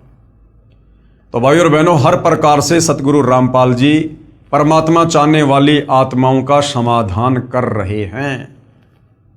यानी यदि हमने इस अनमोल मनुष्य जन्म से परमात्मा की प्राप्ति करनी है, ये अनमोल मनुष्य जन्म हमें केवल परमात्मा प्राप्ति के लिए ही मिलता है, क्योंकि लक 84 योनियां भोगने के बाद एक मनुष्य जन्म हमें परमात्मा देता है। इसलिए कहते हैं कि मानव जन्म दुर्लभ है, ये मिले न बारंबार। और जैसे पेड़ से पत्ता टूट जाए फिर वापस नहीं लगता डार। तो क्या करना चाहिए इस मनुष्य जन्म से? मानव जन्म पाए कर जो नहीं रटे हरि नाम। हरि नाम का मतलब है परमात्मा की सत भक्ति, शास्त्र अनुकूल साधना, तत्वदर्शी संत से उपदेश लेकर, कि मानव जन्म पाए के, मानव जन्म में स्त्री और पुरुष दोनों आ जाते हैं। मनुष्य जन्म पाए कर जो नहीं रटे हरि नाम। भाई जैसे कुआं जल बिना फिर बनवाया क्या काम। अगर इस मनुष्य जन्म को प्राप्त करके तत्वदर्शी संत की शरण में आकर शास्त्र अनुकूल भक्ति नहीं की तो ऐसा है जैसे आपने कुआं बनाया और कुएं में जल है नहीं, लेकिन कुएं के ऊपर आप जी बढ़िया बढ़िया चित्रकारी कर रहे हो, तो क्या फायदा उस कुएं के ऊपर वो चित्रकारी करने का जब उसमें जल ही नहीं है, वो इच्छित वस्तु ही नहीं है। तो भाई और बहनों, बड़ी मुश्किल से परमेश्वर ने हमें ये मनुष्य जन्म बख्शा है। इस मनुष्य जन्म में हम हर प्रकार से अन्य योनियों से श्रेष्ठ बुद्धि रखते हैं। लक 84 योनियों में गधे, कुत्ते, सुअर, बैल, मक्खी, मच्छर, हाथी, भेड़िया, सिंह, इनको वो बुद्धि नहीं है। इनको आत्मचिंतन की, मंथन की, एक दूसरे से सलाह मशवरा करने की वो सद्बुद्धि प्राप्त नहीं है। जो हम मनुष्यों को है। हमें परमेश्वर ने इनसे विशेष बुद्धि दी है, विशेष हमारे को शरीर दिया है। हम काम धंधा करके, मेहनत मजदूरी करके हम खा सकते हैं, कमा सकते हैं। हम सभ्य समाज में सभ्य तरीके से रह सकते हैं। पशु एक दूसरे को छीनकर मारकर खाते हैं, लेकिन हम मनुष्य हैं। हमें परमेश्वर ने विशेष बुद्धि दी है। हम काम धंधा करके नेक नीति ईमानदारी से जीते हैं और दूसरों को भी जीने देते हैं। यदि हम वही पशु वाले कार्य करते करते मर गए तो फिर हमने क्या किया इस मनुष्य जन्म को प्राप्त करके? अरे बिना सतभक्ति के, बिना तत्वदर्शी संत की शरण के जो कार्य हम मनुष्य कर रहे हैं वो सारे के सारे कार्य पशु और पक्षी भी कर रहे हैं। जन्म लेकर जैसे वो भी बच्चे पैदा करते हैं, आप और हम शादियां करके बच्चे पैदा कर लेते हैं। वो पशु पक्षी बिना किसी गोत्र के, बिना किसी धर्म के, बिना किसी जाति के आपस में शादियां कर लेते हैं। हम अपने ये कर्म फोड़ने के लिए गोत्र में, धर्म में, जातियों में उलझ गए काल प्रेरणा से। वो पशु पक्षी खुले में सहवास करते हैं, संभोग करते हैं, क्योंकि उनको वो विशेष बुद्धि नहीं है, उनको कोई शर्मा शर्मी नहीं है। हमें परमेश्वर ने बुद्धि दी, इसलिए हम चार दीवारी के अंदर संभोग कर लेते हैं, शारीरिक संबंध बना लेते हैं। वो पशु पक्षी निवस्त्र होकर घूम लेते हैं। हम 100, 200, 250, 500 रुपए के कपड़े पहनकर अपने शरीर को ढक लेते हैं। वो पशु पक्षी वो कच्चा भोजन खा लेते हैं, हम थोड़ा चूल्हे पर पका के खा लेते हैं। वो पशु पक्षी जमीन में पड़ा हुआ खा लेते हैं, हम 100-50 रुपए की थाल में डाल के खा लेते हैं। बच्चे पैदा वो पशु पक्षी भी करते हैं, बच्चे पैदा हम भी करते हैं। अपने बच्चों का पालन पोषण, लाड़ प्यार वो पशु पक्षी भी करते हैं। वो लाड़ प्यार पालन पोषण आप और हम भी करते हैं, और अंत में वो भी मर जाते हैं और अंत में हम भी मर जाते हैं। तो बताओ भाई और बहनों, यदि ये अनमोल मनुष्य जन्म प्राप्त करके, यदि हमने तत्वदर्शी संत की खोज करके, शास्त्र अनुकूल सत भक्ति करके अपनी आत्मा का कल्याण नहीं करवाया, तो उन गधे, कुत्ते, सुअर में, बैल में, गाय में और हम इंसानों की उन क्रियाओं में भला क्या अंतर है? इसलिए परमात्मा कहते हैं कि भक्ति बिना नर और खर एक है। नर यानी इंसान और खर यानी गधा।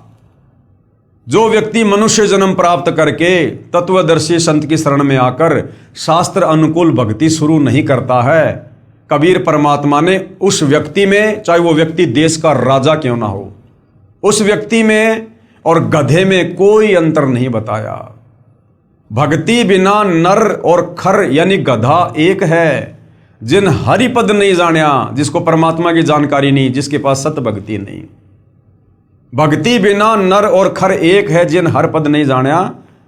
और पूर्ण ब्रह्म की परख नहीं रे, पूज मरे पाषाणा। उस पूर्ण परमात्मा की तो पहचान नहीं कि वो परमात्मा कौन है जिसकी भक्ति करनी चाहिए। और मंदिरों में, मस्जिदों में, चर्चों में, गुरुद्वारों में, धामों पर, तीर्थों पर ये पत्थर पूजते फिरते हैं, जो गीता अध्याय 16 श्लोक 23-24 के अनुसार शास्त्र विधि को त्याग कर मनमाना आचरण है। तो भाई और बहनों, बड़े सौभाग्य से अनंत युगों के बाद आप और हमारा बिल्ली के भाग का छीका टूटा है। ये तत्वदर्शी संत धरती पर सदा नहीं रहते हैं, और एक समय में धरती पर एक ही संत होता है, पूर्ण संत, जिसकी पहचान गीता अध्याय 15 श्लोक 1 से 4 में बताई गई है कि जो संत उल्टे लटके हुए भक्ति रूपी वृक्ष के प्रत्येक विभाग को बता दे कि मूल परमात्मा कौन है, ये ब्रह्मा विष्णु महेश कौन है, अक्षर पुरुष कौन है, मुक्ति कैसे होगी, शास्त्र अनुकूल साधना क्या है, वो गीता अध्याय 17 श्लोक 23 में जो 3 मंत्र हैं, ओम तत् सत, तो तत् और सत का क्या मतलब है, उसके पीछे कौन से मंत्र छुपे हुए हैं। कहते हैं वो पूर्ण संत होगा, वो तत्वदर्शी संत होगा। तो भाई और बहनों, पूरा सतयुग बीत गया, पूरा त्रेता युग बीत गया, पूरा द्वापर बीत गया, और 5000 साल से ज्यादा कलयुग बीत गया।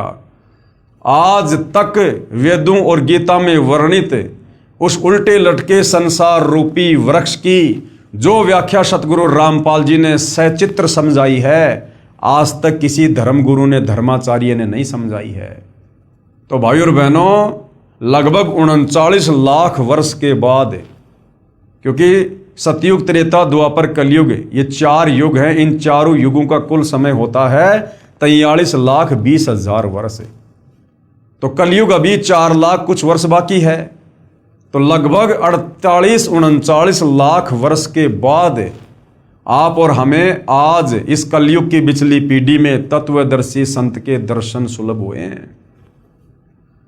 और ये तत्वदर्शी संत खोजने से नहीं मिलता है। सतयुग से साधु संत महात्मा ऋषि लग रहे खोजने के लिए।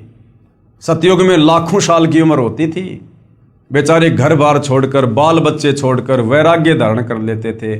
जंगल में, गुफाओं में, कंदराओं में अपने शरीर को गला दिया, भूखे प्यासे रहकर।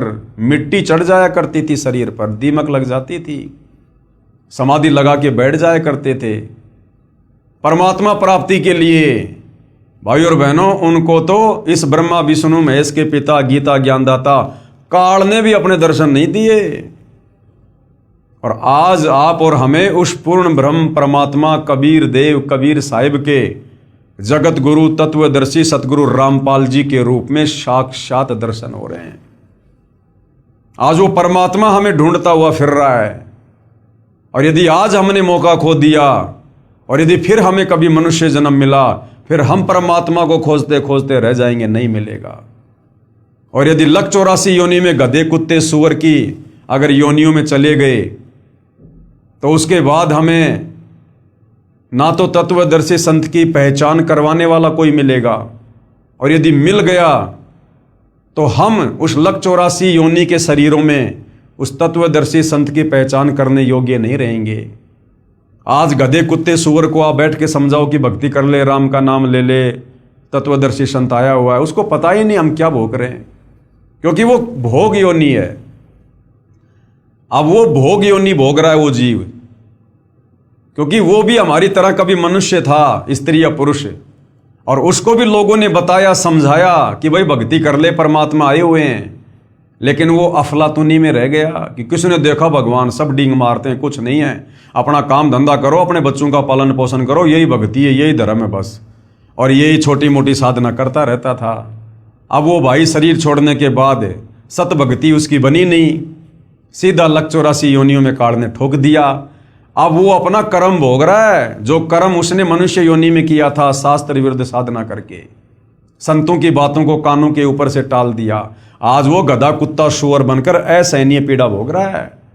जो सुबह उठते जूस पीता था, चाय पीता था, दिन में 3 बार बढ़िया बढ़िया भोजन खाया करता था, महंगे महंगे कपड़े पहनता था, नौकरी करता था, गाड़ियों में घूमता था, आज वो गधा बन के नंगा होके घूम रहा है। और गधे को उसका मालिक कभी घर पे खाना नहीं देता, सारा दिन उससे कमर तोड़ काम लेता है, और शाम के समय कान पकड़ के उसको कुर्डियों में छोड़ देता है। जितना पेट भर सकता है वो गधा घूम घूम के भरता है। और गधे की कमर पे जख्म हो जाता है, वो मिट्टी या ईंटों का बोरा बार बार उसकी रगड़ लगने से उसकी कमर छुल जाती है, उस कमर पर घाव हो जाता है। और जब वो चरने जाता है तब वो कौवा बैठकर उसकी कमर पर चोंच से घाव को नोचता है। वो असहनीय पीड़ा भोग रहा है, लेकिन पेट भी भरना जरूरी, खाना भी खाना जरूरी। तो भाई और बहनों, फिर आप और हमारी ये हालत हो जाएगी। फिर बैल बनेंगे, ऊंट बनेंगे, फिर किसान हमारे नाक को फोड़ेगा, नाक को फोड़ के उसमें रस्सा डालेगा, और उसके संकेतों के अनुसार नहीं चलेंगे तो रस्से को खींच खींच के नाक का हाल बेहाल कर देगा। पीड़ा उस प्राणी को भी उतनी ही होती है जितनी आप और हमें होती है मनुष्य शरीर में। आज यदि हमारे नाक का बाल भी उखाड़ लें तो कितनी पीड़ा होती है, तुरंत आंखों में आंसू आता है। अब सोचिए उस बैल की क्या हाल होगी, उस ऊंट की क्या दशा होगी, जिसकी नकेल खींच खींच के, नाक का रस्सा खींच खींच के उसके मालिक ने। और कई बार क्या होता है, उस ऊंट के नाक में कीड़े पड़ जाते हैं, जख्म हो जाता है बार बार रस्सी खींचने से, कीड़े चलते हैं उसमें। हमने खूब देखे गांव में जब छोटे छोटे थे। तो भाई और बहनों, ये दुर्दशा आप और हमारी अनंत युगों से हो रही है। ये एक बार या 2 बार नहीं है। कि हम तो खाली एक बार ही लक 84 का चक्कर काटेंगे बस। अरे एक बार भी कितना भयंकर है। एक कुत्ते का जीवन देख लो भाई और बहनों, 10-15 साल की उम्र होती है, उस कुत्ते का जीवन देख लो, सुबह से लेकर शाम तक पूरी रात वो भौंकेगा क्योंकि उसकी आदत गंदी, भौंकने से उसको भूख लगेगी, सुबह क्या करेगा, किसी के घर पर जाएगा। अब उसको कौन खिलाएगा भाई, कौन खिलाएगा उसको? उसका भाग्य किसी ने टूक डाल दिया तो, नहीं तो उसके लठ पड़ेंगे, जूत पड़ेंगे उसके। भूखा मर रहा है, क्या करेगा, घर घर दौड़ेगा, ना जाने कितने घरों में जाएगा एक टूक के लिए। किसी भगवान ने टूक डाल भी दिया, मिट्टी में डालेगा। अब एक टूक से कुत्ते का पेट भरेगा क्या? जो कुत्ता इंसान से ज्यादा भोजन खाता है, एक टूक से उसकी भूख और ज्यादा बढ़ जाती है, साथ में मिट्टी खाएगा। जबरदस्ती किसी की रसोई में घुसने का प्रयास करेगा, घरवाला लठ मारेगा, फिर प्यों प्यों करता हुआ दौड़ेगा। 10-15 घरों में घूम के आएगा, फिर भी पेट नहीं भरेगा। फिर कहां जाएगा? सुबह सुबह लोग जो खेतों में लैट्रिन करने जाते हैं, फिर वहां पर जाकर लैट्रिन खाएगा। 2 कुत्तों में लड़ाई हो जाती है, एक दूसरे की गर्दन फाड़ देते हैं। बरसात का मौसम है, चौमासा, उसमें कीड़े पड़ जाते हैं। कौन इलाज कराएगा भाई साहब का? भक्ति की नहीं, अब वो कर्मदंड भोग रहा है।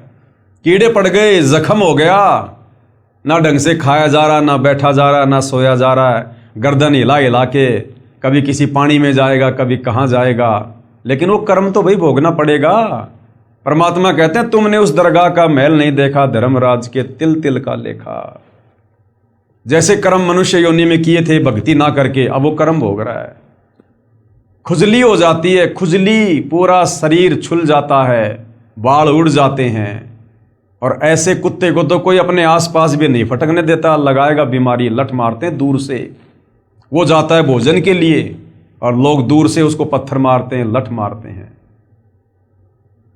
कभी एक्सीडेंट में कोई गाड़ी वगैरह, कोई मोटरसाइकिल का पहिया उसके पैर पे चढ़ जाता है, क्योंकि अहंकारी जीव है, तभी तो वो कुत्ता बना। मनुष्य जन्म में अहंकारी था, तभी तो उसको कुत्ते की योनि मिली। और कुत्ते क्या करते हैं, रोड पर बैठेंगे बीच में और गाड़ी बिल्कुल नजदीक आने वाली होगी तब जरा सा हटेंगे। तो कई बार क्या होता है, गाड़ी का पहिया उसके ऊपर ही चढ़ जाता है और पैर टूट गया, कमर टूट गई, घिसट घिसट के चलेगा, घिसट घिसट के। ऐसी दुर्गति से एक कुत्ते का जीवन। और ऐसे ऐसे करोड़ों जन्म लगातार भी हमें कुत्ते के मिल जाते हैं। मनुष्य जन्म में जो बीज हमने बोए होते हैं कुकर्मों के, शास्त्र विरुद्ध साधना के, जरूरी नहीं है कि एक बार लक 84 योनि भोगने के बाद हमें जो मनुष्य जन्म मिलता है वो खाली एक एक शरीर धारण करके मिलता है। नहीं, अगर एक बार आप जी कुत्ते की योनि में चले गए तो जरूरी नहीं है कि एक बार कुत्ते की योनि भोगने से पीछा छूट जाएगा। नहीं, वो एक कुत्ते की योनि हमें लाखों करोड़ों बार भी भोगनी पड़ सकती है लगातार। और करोड़ों बार जब एक ही कुत्ते की योनि भोग लेंगे, इतने कष्ट भोग लेंगे, उसके बाद फिर दूसरी योनि में डालेगा काल। जिस प्रकार हमने जैन धर्म के 24वें तीर्थकर महावीर स्वामी का जीवन पढ़ा, 20 करोड़ बार बिल्ली, 20 करोड़ बार कुत्ता, फलाना दिखना लगातार। क्योंकि परमात्मा का विधान है, शराब पीवे कड़वा पानी, 70 जन्म कुत्ते के जानी। जो व्यक्ति एक बार शराब पीता है, एक घूंट यानी एक कप जो शराब पीता है, उसका क्या फल है? 70 बार लगातार उसको कुत्ते के जन्म मिलेंगे। तो सोचिए पूरे जीवन में वो व्यक्ति कितनी शराब पिएगा। अब उस हिसाब से लगा लो भाई और बहनों, एक दिन शराब पीने से 70 जन्म कुत्ते के। और उस व्यक्ति की 100 साल की उम्र है और 100 साल में यदि उसने 60 साल दारू पी है रोजाना, तो भाई और बहनों आइडिया लगा लो, लाखों जन्म कुत्ते के भोगने पड़ेंगे, लाखों जन्म लगातार। तो इस प्रकार से ये काल हमारी दुर्गति करता है। फिर गधे की योनि में डाल देगा। और फिर हमने इतने कुकर्म किए होते हैं मनुष्य योनि में, पर दोबारा स्त्री का खोले, 70 जन्म अंधा हो डोले। दूसरी स्त्री के साथ में हमने कुकर्म किए होते हैं, उनकी सजा परमात्मा के विधान अनुसार। गधे की योनि मिल गई, ऊपर से मनुष्य जन्म वाले कुकर्म के चलते हमें अंधे गधे का जीवन दे दिया काल ने। एक तो गधा और ऊपर से अंधा। अब सोचो उस जीव की क्या दुर्गति होगी भाई और बहनों, क्या दुर्गति होगी। अपने ऊपर लेकर देखो, जैसे मैं अंधा गधा, अब सोचो क्या बीतेगा। आज तो हमारे माता पिता, भाई बहन, रिश्तेदार, यार दोस्त हमारी टेक केयर कर लेते हैं। कोई अंधा हो जाता है, कोई लूला लंगड़ा हो जाता है, कोई बीमार हो जाता है, उसका कौन रिश्तेदार, उसका कौन मेडिकल में उसको चेकअप करवाएगा। लोग देखते भी नहीं उस तरफ। सुखदेव ऋषि ने बताई अपनी आत्म कथा एक बार। परमात्मा कहते हैं सुखदेव ने 84 भुगती बना पजावे खरवो, पजावे पर ईंटों के भट्ठों पर वो गधा बना। और सुखदेव ने बताया कि मेरे मालिक ने मेरे से दिन रात काम लिया कमर तोड़, और मुझे खाना भी नहीं देता था पेट भर, जिस कारण से मैं कमजोर हो गया और मेरी कमर टूट गई और मैं अंधा हो गया। और चलते चलते चलते चलते एक ऐसी जगह पर गया, एक नाला था सकड़ा सा, मैं अंधा था, कमजोर था, मैं उस नाले में गिर गया और वहीं मैं अटक गया। अब लोगों को पता कि गधा नाले में अटका हुआ है, लेकिन लोगों ने मुझे बाहर निकालने के बजाय मेरे ऊपर पैर रखकर नाला पार करना शुरू कर दिया। और इस प्रकार कई दिनों तक भूखा प्यासा रहकर वो सुखदेव, जब उसकी दिव्य दृष्टि खुली, तब कह रहा है कि मैं ऐसे दुर्गति से मरा। सुखदेव जैसा ऋषि, वेद व्यास का बेटा, जिसने राजा परीक्षित को स्वर्ग से आकर 7 दिन तक भागवत की कथा सुनाई थी, उस सुखदेव ऋषि का जीव भी ऐसी यातना भोगने पर विवश हुआ, तत्वदर्शी संत के अभाव में, शास्त्र विरुद्ध साधना को करने के चलते। तो भाई और बहनों, आप और हमारी क्या हालत होगी, क्या दशा होगी। तो आज आप और हमें वो सु अवसर प्राप्त हुआ है जो अभी तक सुखदेव ऋषि को भी प्राप्त नहीं हुआ। इसलिए भाई और बहनों, इस सु अवसर को मनुष्य जन्म प्राप्त करके यदि किसी ने गवा दिया, खो दिया, फिर हम अनंत युगों के लिए, क्योंकि परमात्मा फिर हमसे बहुत नाराज होगा। ऐसा मौका परमात्मा खुद आए हैं हमारे आत्म कल्याण के लिए, जो भगवान ढूंढने से नहीं मिलता। आज वो परमात्मा खुद चलकर आया है हमें भक्ति देने के लिए, क्योंकि ये भक्ति युग है। और इस समय यदि हमने उनके रहम को ठुकरा दिया तो फिर परमात्मा हमसे बहुत नाराज होगा, और ऐसे जीवों को फिर परमात्मा कई हजारों युगों तक वापस नहीं संभालता है। तो भाई और बहनों, ये ऐसा शास्त्र प्रमाणित ज्ञान है कि आज तक हमारे धर्म के चारों शंकराचार्यों ने दिया। अरे वो शंकराचार्य तो संस्कृत के प्रकांड ज्ञाता हैं, फिर भी आप उनका एक भी सत्संग दिखा दीजिए जिसमें ऐसा निर्णायक ज्ञान जो सतगुरु रामपाल जी परमेश्वर जी ने दिया है। यदि हमारे शंकराचार्यों ने दिया हो तो बता दो। यदि गीता अध्याय 15 श्लोक नंबर 1 से 4 के अनुसार उल्टे लटके हुए संसार रूपी पेड़ की व्याख्या यदि चारों शंकराचार्य ने की हो तो बता दो। गीता अध्याय 4 श्लोक 34 के अनुसार यदि वो तत्वदर्शी संत चारों शंकराचार्यों में से कोई हो तो बता दो। उन चारों शंकराचार्यों को तो चारों वेदों का भी ज्ञान नहीं। शंकराचार्यों की 4 पीठ हैं भारत देश के चारों कोणों में, और एक एक वेद को लेकर बैठे हैं, एक एक वेद को। तो भाई और बहनों, सौभाग्य हमारा कि स्वयं कबीर परमेश्वर जी के अलावा धरती पर प्रकट होकर इस तत्व ज्ञान को, इन धर्म शास्त्रों को, ना केवल हिंदू धर्म के, सर्व धर्मों के धर्म शास्त्रों को इस प्रकार से जैसे पहली कक्षा के बच्चे को समझाया जाता है उंगली रख रख के, सतगुरु रामपाल जी के अलावा, इस कबीर परमेश्वर के अलावा कोई समझा नहीं सकता।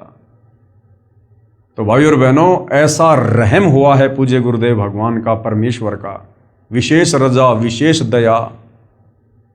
लोग कहते हैं भगवान निराकार, भगवान निराकार। अरे भगवान साकार, चारों वेद चिल्ला रहे, गीता जी गवाही दे रही, बाइबल गवाही दे रही, कुरान शरीफ गवाही दे रही, गुरु ग्रंथ साहिब चिल्ला रहा कि परमात्मा साकार है, दिखाई देता है, धरती पर आता है, मनुष्य के जैसा है, उसी ने हमें पैदा किया है, अपने रूप में पैदा किया है। और फिर भी ये शास्त्रों को पढ़ने वाले नहीं समझ पाए और परमात्मा को निराकार निराकार कह के आप और हमें शास्त्र विरुद्ध साधना पर लगा दिया। तो भाई और बहनों, मौका है, हम तो केवल प्रार्थना कर सकते हैं, विनती कर सकते हैं, क्योंकि आप लोगों को समझाने से हमारी तो सेवा बन रही है। हम तो इस परमेश्वर की इस प्रकार से महिमा करने मात्र से हम पुण्य के भागी बन रहे हैं, तो हम तो करेंगे। हमारे से तो जितना थूक बिलोया जाएगा आजीवन बिलोएंगे, क्योंकि दही से मक्खन निकले ना निकले, लेकिन जो थूक हम बिलो रहे हैं सतगुरु की महिमा करके, इससे जरूर वो मक्खन निकलेगा। कहने का मतलब है हमारी सेवा बनेगी और हम अवश्य मोक्ष को प्राप्त होंगे। वो भक्ति रूपी मक्खन निकलेगा, भक्ति रूपी मक्खन। तो हमारी तो सेवा है, हमारा ये परम धर्म है, हमारा कर्तव्य है आप जियों के प्रति भी और सतगुरु रामपाल जी के शिष्य होने के नाते उनके प्रति भी, कि गुरु ने जो सतज्ञान दिया है उस ज्ञान को उनकी आत्माओं तक, जन जन तक पहुंचाना उनके भक्तों का कर्तव्य है। तो हम तो आपके प्रति भी अपनी जिम्मेदारी निभा रहे हैं, गुरु के प्रति भी अपनी जिम्मेदारी निभा रहे हैं, तो हम तो भाई पुण्य के भागी हो रहे हैं।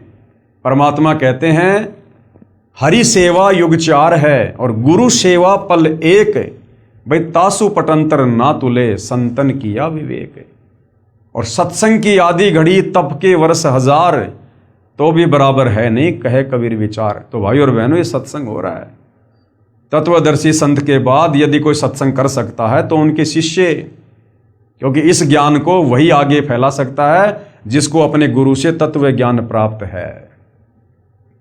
तो भाई और बहनों इस 4 दिन की चक्काचौंध के चक्कर में, इस झूठी विज्ञान के आविष्कार के चक्कर में और इस झूठी मान बढ़ाई में जो थोड़े बहुत सुख आप जी भोग रहे हो वर्तमान में मनुष्य जन्म प्राप्त करके, ये कबीर परमात्मा सतगुरु रामपाल जी की विशेष मेहर और दया समझो।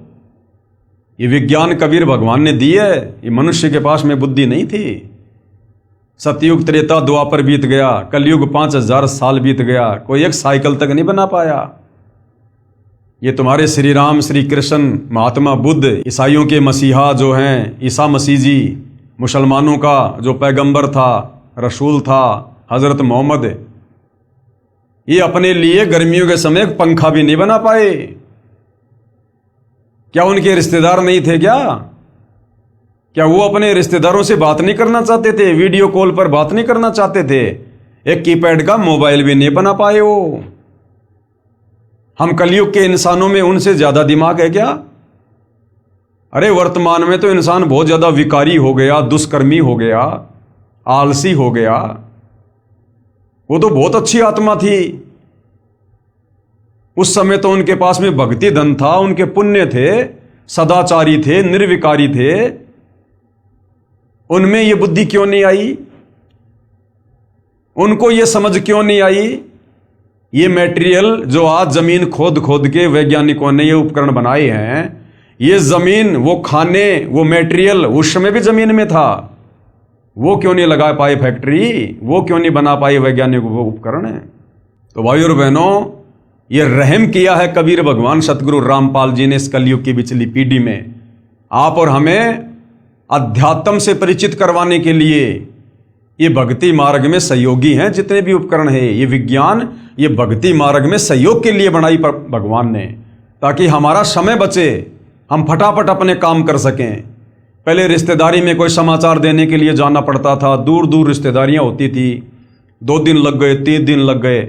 आज तुरंत मोबाइल से बात करो, 1 मिनट में समाचार दो, मोबाइल साइड में रखो और बैठ के भगवान का भजन करो, अपनी आरती करो।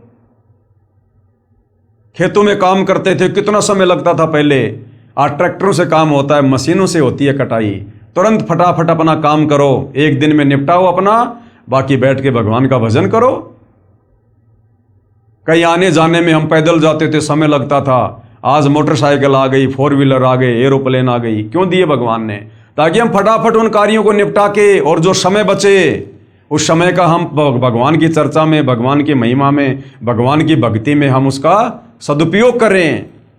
इसके लिए परमात्मा ने हमें ये विज्ञान दी है, ये वैज्ञानिक उपकरण दिए हैं, ये यातायात के साधन दिए हैं। सत्संग में आएं जाएं, समय बचे हमारा। हमारे दादा परदादा झोपड़ियों में रहा करते थे, आज परमात्मा ने ये कूलर दे दिए, एसी दे दी, ये पक्के मकान लोग जो है ये बनाने लग गए। क्यों? सिर्फ भक्ति में सहयोग के लिए, ताकि गर्मी, सर्दी, बरसात, ओले, आंधी, हम इन सबसे बचें। और आराम से भगवान की भक्ति करें। नहीं रहने को तो इंसान ने झोपड़ी भी बहुत है। तो भाई और बहनों, कहने का मतलब है आज जो दया इस कलयुग के इस समय में, जिसको बिचली पीढ़ी का समय कहते हैं, जो दया उस कबीर परमेश्वर सतगुरु रामपाल जी भगवान की हुई है, ये असीम है, अवर्णनीय है, अकल्पनीय। उस परमेश्वर का किन शब्दों में धन्यवाद करें, इंसान के पास में शब्द नहीं है। सात समुद्र की मसी करूं, लेखनी करूं बन राय, और धरती का कागज करूं, पर सतगुरु रामपाल जी के गुण लिखे न जाएं। तो सोचिए भाई और बहनों, एक कुत्ते का जीवन और ऐसे ऐसे 184 योनियों में अनेक प्रकार के शरीर हमने धारण करने पड़ेंगे। किसी की उम्र 100 साल, किसी की उम्र 1000 साल भी होती है, किसी की 300 साल।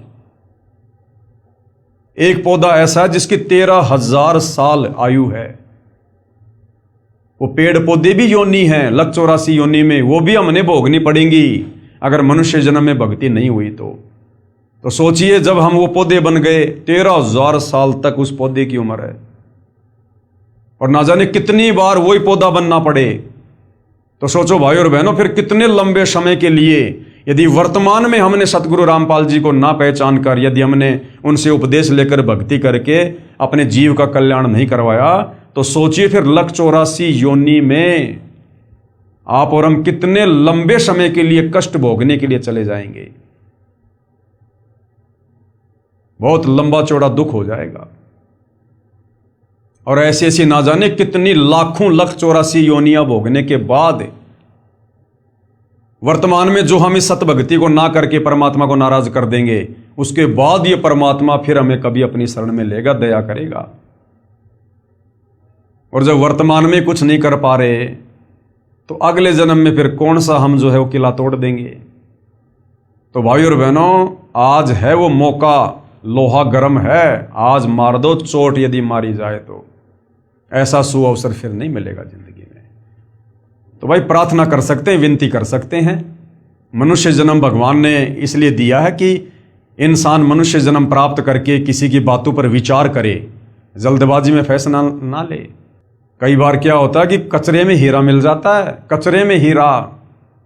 तो जरूरी नहीं है कि बड़े बड़े नेता अभिनेता कोई बात बताएंगे तो उसी बात में कोई दम होता है।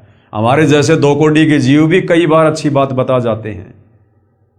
तो किसी की बातों को हल्के में नहीं लेना चाहिए।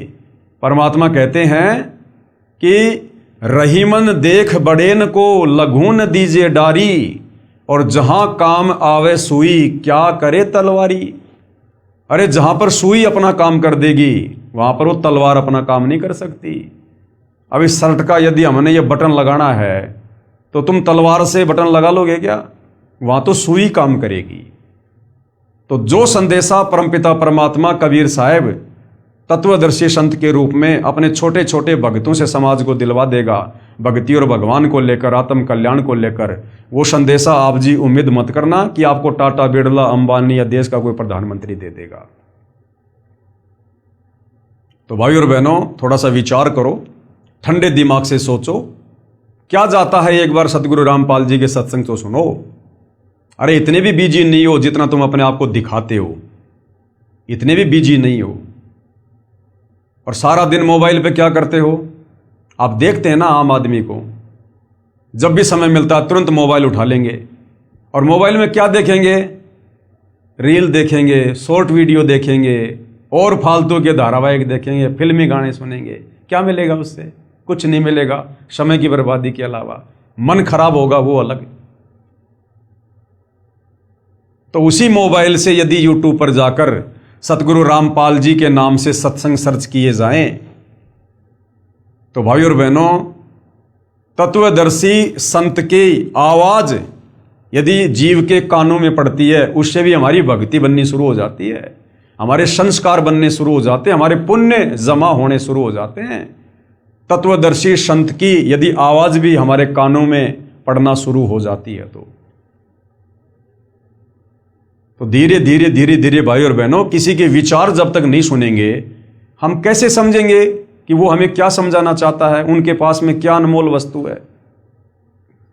तो थोड़ा बहुत समय निकाल के सतगुरु रामपाल जी के सत्संग भी यूट्यूब पर सुनिएगा, ये मोबाइल परमात्मा ने बकवाद के लिए नहीं दिए। अगर इन मोबाइलों में बकवाद करोगे तो अब वो समय भी आ चुका है, इन मोबाइलों में आग लग जाएगी, साथ में तुम्हारे कान भी फटेंगे। ये टीवी चैनल आने वाले समय में यदि कोई व्यक्ति इन टीवियों पर सत्संग नहीं सुनेगा और ये फालतू की ये फिल्में विल्में देखेगा, परमेश्वर का वचन है सतगुरु रामपाल जी का, ये टीवी चैनलों में आग लग जाएगी। टीवियों में लोगों के टीवी फूट जाएंगे घर पर रखे रखे, क्योंकि भगवान ने जिस विशेष मकसद के लिए हमें ये विज्ञान दी है, ये उपकरण दिए हैं, अगर यदि अब हमने इनका सदुपयोग नहीं किया, क्योंकि दुरुपयोग तो बहुत कर लिया, क्या मिला? कुछ नहीं मिला। अब यदि लोगों ने सदुपयोग नहीं किया, इनमें आग लग जाया करेगी। आप देख रहे होंगे गर्मी कितनी भयंकर पड़नी शुरू हो गई है, वातावरण कैसे चेंज हो रहा है। तो भाई और बहनों, अब समय आ गया, परमेश्वर के द्वारा दिए गए इन उपकरणों का सदुपयोग करो। और परमेश्वर ने जो अनमोल मनुष्य शरीर दिया है और जो हमें ये अंग दिए, इनका भी सदुपयोग करो। ये आंख परमात्मा ने क्यों दी है? उस परमेश्वर के दीदार के लिए। कबीरा दर्शन साधु का, मुख पर बसे सुहाग, दर्शन उन्हीं को होते हैं जिनके पूर्ण भाग। ये आंखें परमेश्वर ने सत्संग देखने के लिए, सतगुरु के, जब वो परमात्मा सतगुरु रूप में आता है, उनके दर्शन करने के लिए। ये कान परमात्मा ने सत्संग सुनने के लिए दिए हैं, अच्छी बातें सुनने के लिए दिए हैं, परमेश्वर की वाणियां सुनने के लिए दिए हैं, ताकि हमारे अंतःकरण में भक्ति जमा हो। ये जीव परमेश्वर ने सतगुरु की महिमा करने के लिए, जिव्या तो वाये भली जो रटे हरि को नाम, नहीं तो काट के फेंक दो मुख में भलो न चाम। अगर मनुष्य जन्म प्राप्त करके इस जिव्या से यदि हमने सतगुरु का गुणगान नहीं किया, सतगुरु की महिमा नहीं की, यदि हमने सतगुरु का ज्ञान प्रचार नहीं किया, सतगुरु के द्वारा दिए गए मंत्रों का जाप नहीं किया, तो अगले जन्म में परमात्मा जीव छीन लेगा। यानी गधे बनेंगे, लक 84 में जाएंगे, बैल बनेंगे, जीव भी होगी, लेकिन हम जीव का सदुपयोग नहीं कर पाएंगे। कल को यदि उस बैल के पैर में कोई कील चुभ गई, वो बैल जिसके मुंह में जीभ है, वो बोल के नहीं बता सकता कि मेरे पैर में कील चुभी है, मुझे पीड़ा हो रही है। क्यों? क्योंकि आपने मनुष्य जन्म में उस जीव्या का सदुपयोग नहीं किया। किसी को गाली दी, किसी को उल्टा बोला है, और फालतू की बातों में, निंदा चुगली में अपनी जीव का दुरुपयोग किया। ये हाथ, इन हाथों से हमें परमेश्वर की सेवा करनी है, इन हाथों से हमने दान धर्म करना है, उपकार के अच्छे कार्य करने हैं, इसलिए भगवान ने हाथ दिए हमें। और इन हाथों से यदि हम दुष्कर्म करेंगे, किसी का यदि हम कोई बुरा करेंगे, मार पिटाई करेंगे, तो परमेश्वर इनको भी छीन लेगा, क्योंकि हमने उसके द्वारा दिए गए अंगों का दुरुपयोग किया है। इसी प्रकार भाई और बहनों, परमेश्वर के द्वारा दिया गया अनमोल शरीर और ये अनमोल समय और ये विज्ञान, हमने इन सब का जगत गुरु तत्वदर्शी सतगुरु रामपाल जी परमेश्वर जी की शरण में आकर सदुपयोग करना है। और सतगुरु रामपाल जी की शरण से बेहतर सदुपयोग इस समय का और इस मनुष्य जीवन का ये और कहीं नहीं हो सकता है। बाकी तो आप बर्बाद ही बर्बाद करोगे, अपने कर्म ही कर्म फोड़ोगे। अगर शुभ कर्म बनाने की कोई जगह है तो सतगुरु रामपाल जी के चरण हैं, उनकी भक्ति है। बाकी तो हम मनुष्य जन्म प्राप्त करके अपने कर्म बिगाड़ सकते हैं, कर्म फोड़ सकते हैं। तो हम तो केवल विनती कर सकते हैं भाई और बहनों, आज YouTube पर सतगुरु रामपाल जी के ढेरों सत्संग हैं। गूगल पर जाकर ज्ञान गंगा पुस्तक की PDF डाउनलोड करो, अन्यथा www.jagatgururampalji.org ये वेबसाइट है, इस पर आपको सारी पुस्तकें सतगुरु रामपाल जी के द्वारा लिखित मिलेंगी, उनके ऑडियो वीडियो में उनके सत्संग मिलेंगे। कैसे आप सतगुरु रामपाल जी से नाम उपदेश प्राप्त कर सकते हैं, वो भी जानकारी मिलेगी। और नाम उपदेश प्राप्त करने के बाद जब हम मर्यादा में रहकर उनके द्वारा बताई गई भक्ति करेंगे, तो जो कार्य हमारे आज इतनी मेहनत करते करते बैल और गधे की तरह दिन रात मार्केट में भागते भागते भी सफल नहीं हो रहे, वही कार्य हमारे आधे समय में सफल होंगे, बिना किसी भागदौड़ के, बिना किसी टेंशन के। क्योंकि भक्ति करने से हमारे पुण्य बनेंगे और पाप और पुण्य से सृष्टि चलती है। वैसे आप कितना ही भाग लो, कितना दिमाग लगा लो, कुछ नहीं होगा। एक आदमी करोड़ों रुपए लगा के धंधा करता है, फेल हो जाता है, और एक आदमी छोटे से समोसे की दुकान खोलता है, माला माल हो जाता है, अपने पुण्य और पाप के कारण। तो वर्तमान में कलयुग है, हमारे जो पुण्य थे हमने 3 युगों में खा लिए, खर्च कर लिए, मौज मस्ती करके, राजा महाराजा के जीवन प्राप्त करके। अब है कलयुग, चौथा युग। अब बच गए पाप कर्म। अब पाप कर्म से दुख संकट परेशानी आती हैं। मेहनत करते करते घर का खर्चा नहीं चलता। आदमी फिर क्या करता है, गलत रास्ते अपनाता है, चोरी जारी ठगी मिलावट रिश्वतखोरी, और ज्यादा कर्म बिगड़ने शुरू हो जाते हैं। घर में पैसा तो आता दिखाई देता है, लेकिन हमारे कर्म कितने बिगड़ रहे हैं। और जब उन कर्मों का दंड भोगने का समय आएगा, फिर रोएंगे ऊपर मुंह करके, हे भगवान मैंने क्या कर दिया। तो भाई और बहनों, आज इतना अच्छा मौका है, जो कार्य आज आप 18-18 घंटे करके ओवर टाइम करके और फिर भी आप इतना मेहनताना प्राप्त नहीं कर पा रहे, सतगुरु रामपाल जी की शरण में आने के बाद आपको ओवर टाइम भी करने की जरूरत नहीं पड़ेगी। उस परमेश्वर की शक्ति से, समर्थता से आप और हमारे कार्य चुटकियों में सिद्ध होंगे। चुटकियों में आंखों में आंसू भर भर के रोया करेंगे, परमात्मा पहले सद्बुद्धि क्यों नहीं आई, पहले क्यों गधे और बैल की तरह भाग रहा था अज्ञानता में। क्योंकि फिर भगवान भगत को भक्ति के लिए समय भी देगा और भगत के विश्वास के लिए उसके कार्य भी सिद्ध करेगा अपनी तरफ से, अपनी समर्थता से। और कैसे कार्य होंगे, सतगुरु रामपाल जी कहते हैं, जैसे पहले हम इन पशुओं को चारा खिलाने के लिए और हाथ का जो गंडासा होता था उससे वो चारा काटा करते थे हम। कितना समय लगता था, 2-3 घंटे, तब जाकर 1 या 2 पशुओं के लिए 2 छाबड़ी 1 छाबड़ी चारा होता था। और आज लाइट आ गई, जिसने लाइट का कनेक्शन ले लिया, घर में मोटर लगा ली और चारा काटने वाली मशीन लगा ली, आज वो 1 घंटे में पूरे गांव के पशुओं के लिए चारा काट सकता है। तो पावर का उसने कनेक्शन ले लिया, जिस कारण से अब वो इतने कम समय में इतना लाभ प्राप्त कर रहा है। तो जब तक हम सतगुरु रामपाल जी के शरण में नहीं आते हैं, तब तक समझो हम जो भी मेहनत कर रहे हैं ना, हम हाथ के गंडासे से सारा काम कर रहे हैं। और जिस दिन सतगुरु रामपाल जी की शरण में आ जाएंगे, मर्यादा में रहकर भक्ति करेंगे, उसके बाद फिर भाई और बहनों, हमारे काम जो हमारे से नहीं हो रहे थे, इतनी मेहनत से नहीं हो रहे थे, अब वो सतगुरु रामपाल जी की शक्ति से, उनकी समर्थता से होंगे। और कैसे होंगे, ये परमेश्वर का काम है। आप और हम 2 कोटि के जीव हैं, बस हम तो केवल देखते रह जाएंगे। परमात्मा इतने सुख देगा, हमारी बुराइयां छूट जाएंगी। आज हम जो कमा रहे हैं उसका आधे से ज्यादा धन हम व्यर्थ की परंपराओं में, इन कुरीतियों में बर्बाद कर देते हैं, तीज त्योहार में बर्बाद कर देते हैं, लेन देन में, शादी विवाह भात चूचक सिंधारा कोथड़ी, इनमें बर्बाद कर देते हैं। ऊपर से बीड़ी सिगरेट का नशा, मांस खाना, जुआ खेलना, ये सट्टे लगाना, इनमें बर्बाद कर देते हैं। तो सतगुरु रामपाल जी के सत्संग सुनने के बाद, उपदेश लेने के बाद, ये सारी तो बुराइयां छूट जाएंगी। ना हम कोई नशा करेंगे, ना मांस आहार करेंगे, ना ये फालतू के होली दिवाली त्योहार मनाएंगे, और ना फालतू के ये परंपरा के तहत ब्याह शादी में इतना खर्चा, इतना पाखंड, इतना दिखावा, ना हम ये करेंगे। तो बताओ फिर खर्चा होगा कहाँ? जो कमाएंगे वो भी ज्यादा रहेगा हमारे पास में, खर्च ही नहीं हो पाएगा। और अपने गुरुदेव भगवान को दान धर्म करेंगे, 1 रुपया देंगे, भगवान 1000 देगा रिटर्न, समय आने पर 1000। किसी भगत ने फिर किसी के आगे हाथ फैलाने की जरूरत नहीं पड़ेगी। गुरुदेव कहते हैं, मांगे सो ही बढ़वा कहिए, दर दर फिरे अज्ञानी, और जोगी जोग संपूर्ण जिसका, मांग ना पीवे पानी। तो परमात्मा ऐसे माला माल कर देगा, वरना क्या आवश्यकता है भगवान की भक्ति की?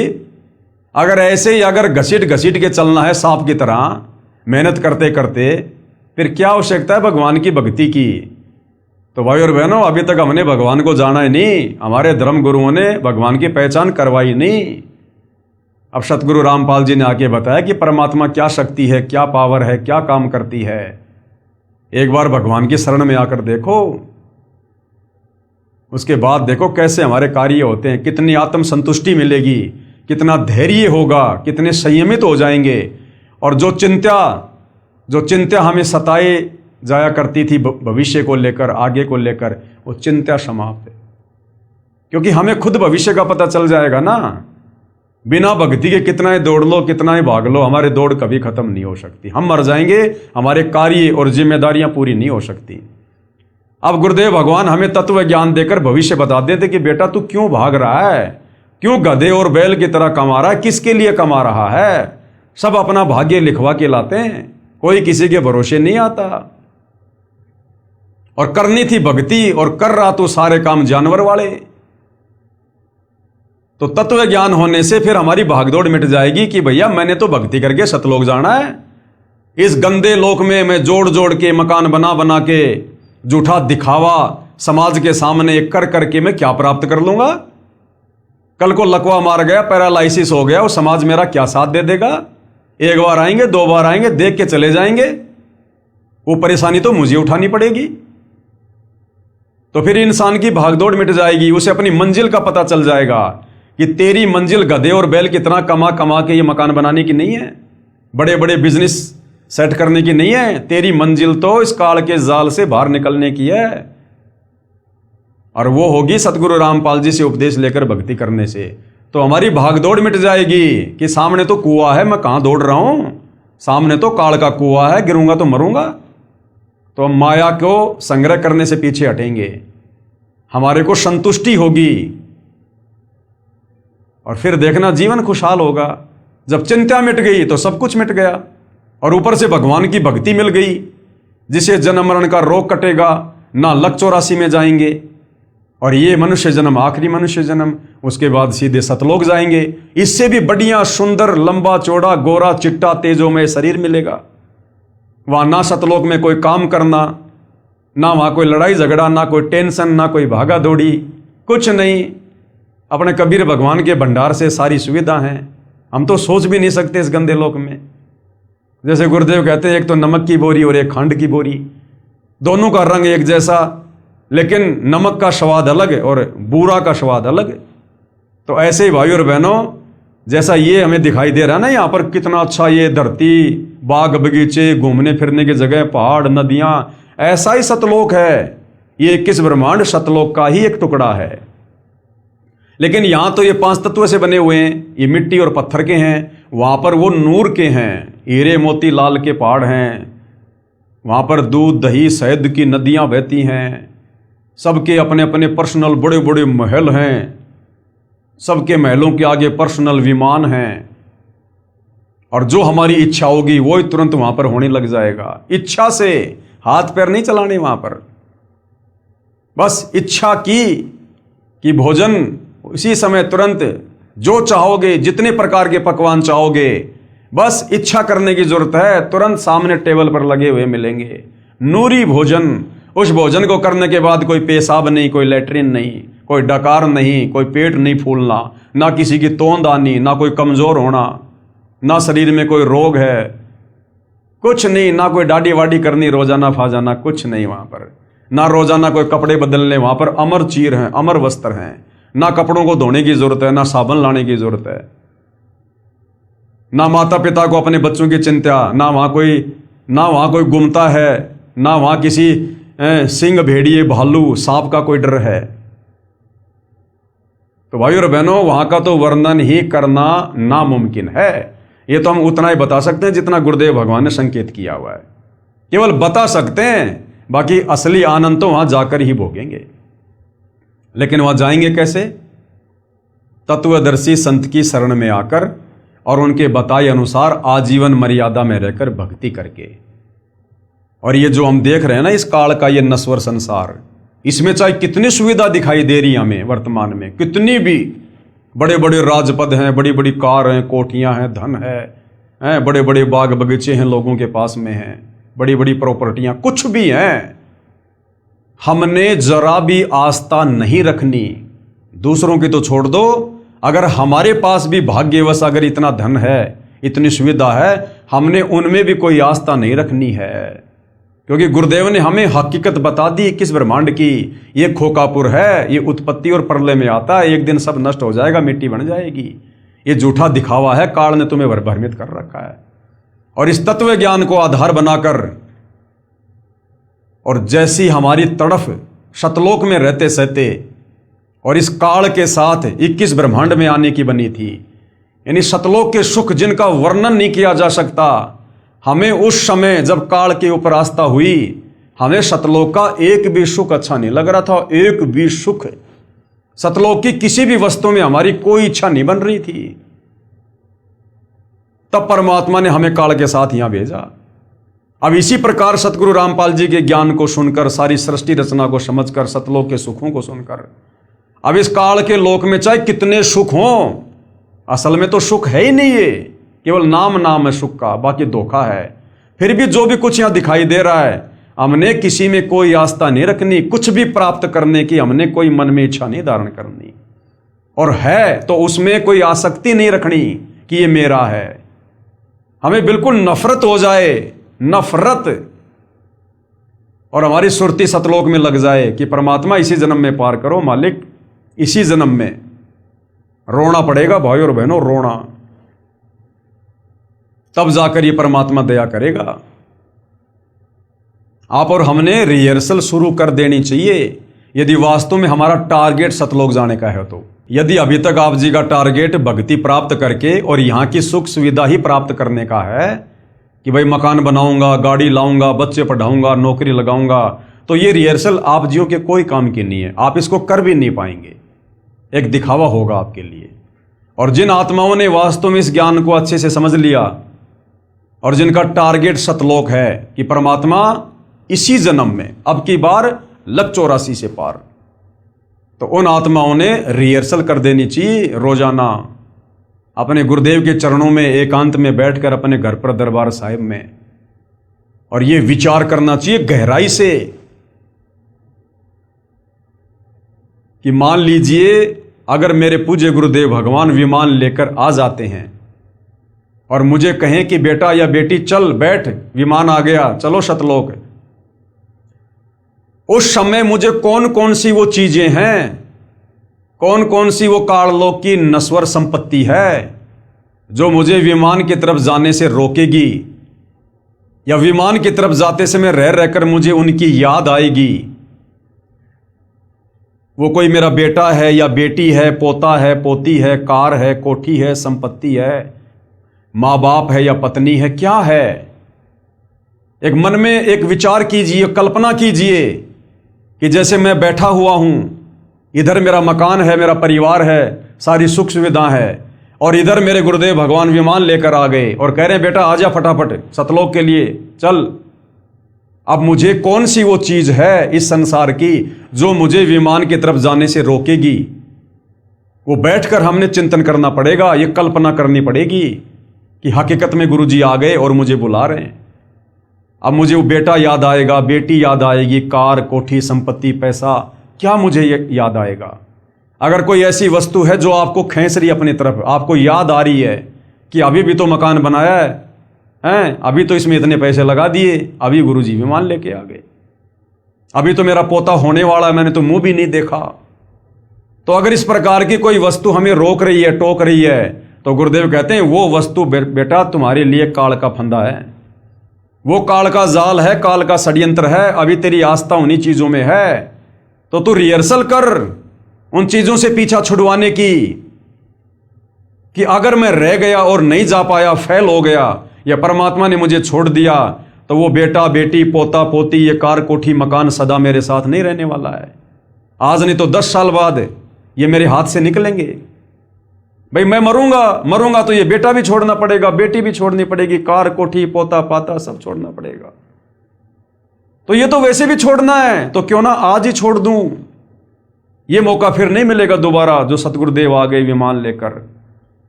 तो भाइयों और बहनों, अगर उस समय पैर में चप्पल नहीं है तो चप्पल पहनने की भी नहीं सोचनी कि गुरुजी मैं चप्पल पहन के आ जाता हूं, इतने में फेल हो जाओगे।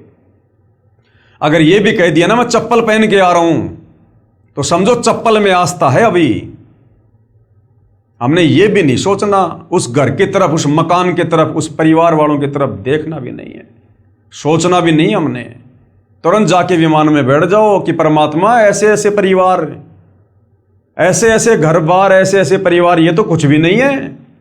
कोटि जन्म तू राजा की न मिटी न मन की आशा, भिक्षुक होकर दर दर घूम लिया मिला ना निर्गुण राशा।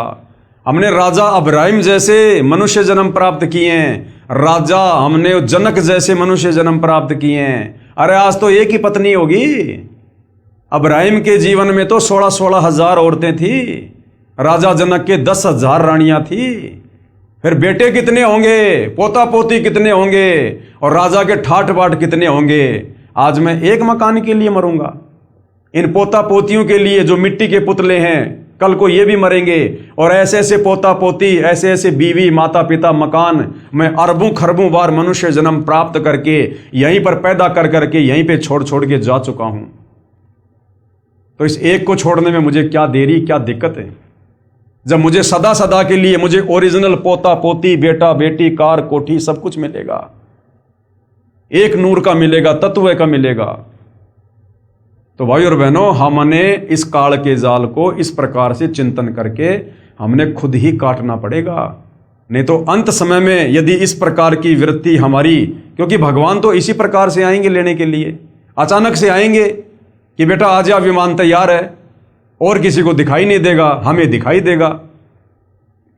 और यदि उस समय हमारी आस्था किसी में जरा सी भी रह गई, हम तो रह गए, काम बिगड़ गया। भगवान तो अंदर से देखेगा ना, ऊपर से चाहे तुम कैसा भी दिखावा करो, गुरुजी तो अंदर से देखेंगे कि इसके अंदर क्या चल रहा है, किन चीजों में इसका प्यार, प्रेम, मोह, ममता, आसक्ति है। तो भाई और बहनों, हमने आज से ही गुरुदेव के चरणों में बैठकर इस प्रकार की रिहर्सल शुरू कर देनी चाहिए, तब जाकर हम अंत समय में इस परीक्षा में सफल हो पाएंगे।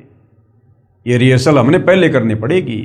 अब कोई पहलवान है, उसने इंटरनेशनल लेवल पर कुश्ती करने जाना है, तो सीधा थोड़ी जाता वो, पहले यहाँ उसको रिहर्सल करवाई जाती है, उसकी देह तुड़वाई जाती है, तब जाकर 2, 4, 5, 10 साल बाद में वो उस लेवल पर खेलने के योग्य बनता है। तो गुरुदेव हमारी यहाँ पर देह तुड़वा रहे हैं, इस स्थूल शरीर में हमारी रिहर्सल करवा रहे हैं। अब गुरुदेव ने तो सब कुछ बता दिया, सब कुछ कह दिया, जो देना था वो दे दिया भाई और बहनों। अब गुरुदेव के पास इससे ज्यादा देने के लिए कुछ भी नहीं है। अगर इससे ज्यादा, वैसे तो भंडार है मालिक के पास में, लेकिन दे दिया तो हमारी बुद्धि उसको स्वीकार नहीं कर पाएगी। हमारा 1 GB का मेमोरी कार्ड है और भगवान की अनंत करोड़ GB का ज्ञान है, तो भगवान उतना डालेगा जितना हम ले सकते हैं, जितना हमारी कैपेसिटी है। तो हमारी कैपेसिटी के अनुसार परमात्मा ने हमें सारा भक्ति का कोर्स दे दिया, हर प्रकार से समझा दिया, बता दिया। अब भाई और बहनों, आप और हमने रिहर्सल करनी पड़ेगी यहां से बाहर निकलने की। जबरदस्ती हाथ पकड़ के काल के साथ किए गए एग्रीमेंट के अनुसार गुरुजी नहीं लेके जाएंगे। तो ये विचार आप और हमने करना है भाई और बहनों। तो बहुत बड़ी दया है, बहुत बड़ी रजा है गुरुदेव भगवान की, जो हम उनके आशीर्वाद से इस घोर, इस कलयुग में अध्यात्म को लेकर इतना चिंतन मनन कर पा रहे हैं। आज इस उम्र में और संसार की चक्काचौंध में, भाग दौड़ में, इस वैज्ञानिक युग में हम संसार की नश्वर चीजों को प्राप्त करने के बजाय, उनमें भागा दौड़ और समय बर्बाद करने के बजाय हम परमात्मा की प्राप्ति के लिए संघर्ष कर रहे हैं, हम प्रयत्न कर रहे हैं। तो भाई और बहनों, ये सतगुरुदेव रामपाल जी भगवान के विशेष आशीर्वाद और उनके संरक्षण के बिना नहीं हो सकता। अगर आप इतना सब कुछ सोच रहे हैं, विचार कर रहे हैं, तो समझ लो आपकी जमानत गुरुदेव भगवान ने काल से ले रखी है। और जो काल के अंडर में है, देख लो उनकी क्या दुर्गति हो रही है। दिन रात इधर से उधर भाग रहे हैं, इधर से उधर, भूल गए भक्ति और भगवान को भी। तो भाई और बहनों, विनती कर सकते हैं, प्रार्थना कर सकते हैं, बाकी सोचना, समझना, विचार करना, चिंतन मंथन करना, ये देखो आप और हमने स्वयं ही करना पड़ेगा। हमने हर दिन को ये सोचकर भक्ति मार्ग पर चलना होगा कि आज मेरा इस काल के लोक में अंतिम दिन है, कभी भी गुरुदेव भगवान मुझे लेने आ सकते हैं। अब मुझे क्या करना चाहिए, किस प्रकार से तैयार रहना चाहिए। जिस प्रकार लड़की होती है, जब उसका दूल्हा उसको लेने के लिए आता है शादी करने के लिए, वो लड़की इतनी तैयार रहती है, वो ऊपर से दिखावा करेगी रोने का, धोने का, मायूस रहने का, लेकिन अंदर से उसके लड्डू फूट रहे होते हैं। वो जाते समय माँ बाप, भाई बहन, उस मकान को, उस जमीन को, वो सबको नजरअंदाज कर देती है। उसको केवल अपना पति दिखाई देता है कि मैं अपने पति के साथ जाऊंगी अपने नए घर में। तो उसी प्रकार से भाई और बहनों, आप और हमने भी, हमारा जो पति है, जो परमेश्वर है, हमने उसके साथ जाने के लिए इस प्रकार से अंदर से तैयार होना है। बाहर से तो जब तक जिएंगे तब तक जैसी जिम्मेदारी है सब निभाएंगे, प्यार प्रेम से भी रहेंगे, काम धंधा भी करेंगे जब तक हाथ घोड़े चलेंगे, लेकिन अंदर से उस लड़की की तरह और किसी में कोई आस्था नहीं होनी चाहिए। लोग 1-1 इंच जमीन के टुकड़े के लिए लड़ मरते हैं, और वो लड़की अपने बाप की करोड़ों की संपत्ति को ठोकर मार देती है। एक पल भी नहीं सोचती वो कि मेरा हिस्सा, उसको याद भी नहीं आता। उसको तो जो उसका पति लेने के लिए आ रहा है, शादी करने के लिए, बस वो ही दिखाई दे रहा है।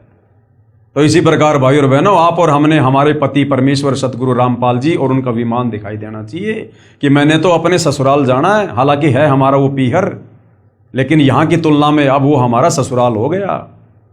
तो अब हमने सतलोक जाना है हमारे पति परमेश्वर गुरुदेव के साथ में। और यहाँ की ये जमीन जायदाद संपत्ति, माता पिता भाई बंधु, हमने किसी से कोई लेना देना नहीं है। फिर घर में जितने भी उपदेशी हैं, सब ने इसी प्रकार से सोचना है। ये नहीं कि सारे भगत बन गए तो लो जी अब बस सारे साथ चलेंगे। यहाँ ना सारे साथ आए थे, ना सारे साथ जाएंगे। सब अपनी अपनी इस प्रकार से रिहर्सल करो। भक्तों से भी ज्यादा आपस में चिपकने की जरूरत नहीं है, उतना ही संबंध रखो जितना आवश्यक है। बाकी समय ज्यादा ज्यादा भगवान की भक्ति में और भजन में। तो भाई और बहनों, केवल प्रार्थना कर सकते हैं, इससे ज्यादा हमारे हाथ में और कुछ नहीं है। तो भाई और बहनों, पवित्र पुस्तक ज्ञान गंगा के ऊपर जो वीडियो बन रहे हैं, आज इस वीडियो में केवल इतना ही। कल परमेश्वर की सेवा में फिर हाजिर होंगे। तब तक गुरुदेव भगवान हम सबको आज्ञा दे, आशीर्वाद दे, सद्बुद्धि दे, हमारा मार्गदर्शन करे, हमें भ्रमने और भटकने से बचाए। बंदी छोड़ सतगुरु रामपाल जी परमेश्वर जी की जय हो।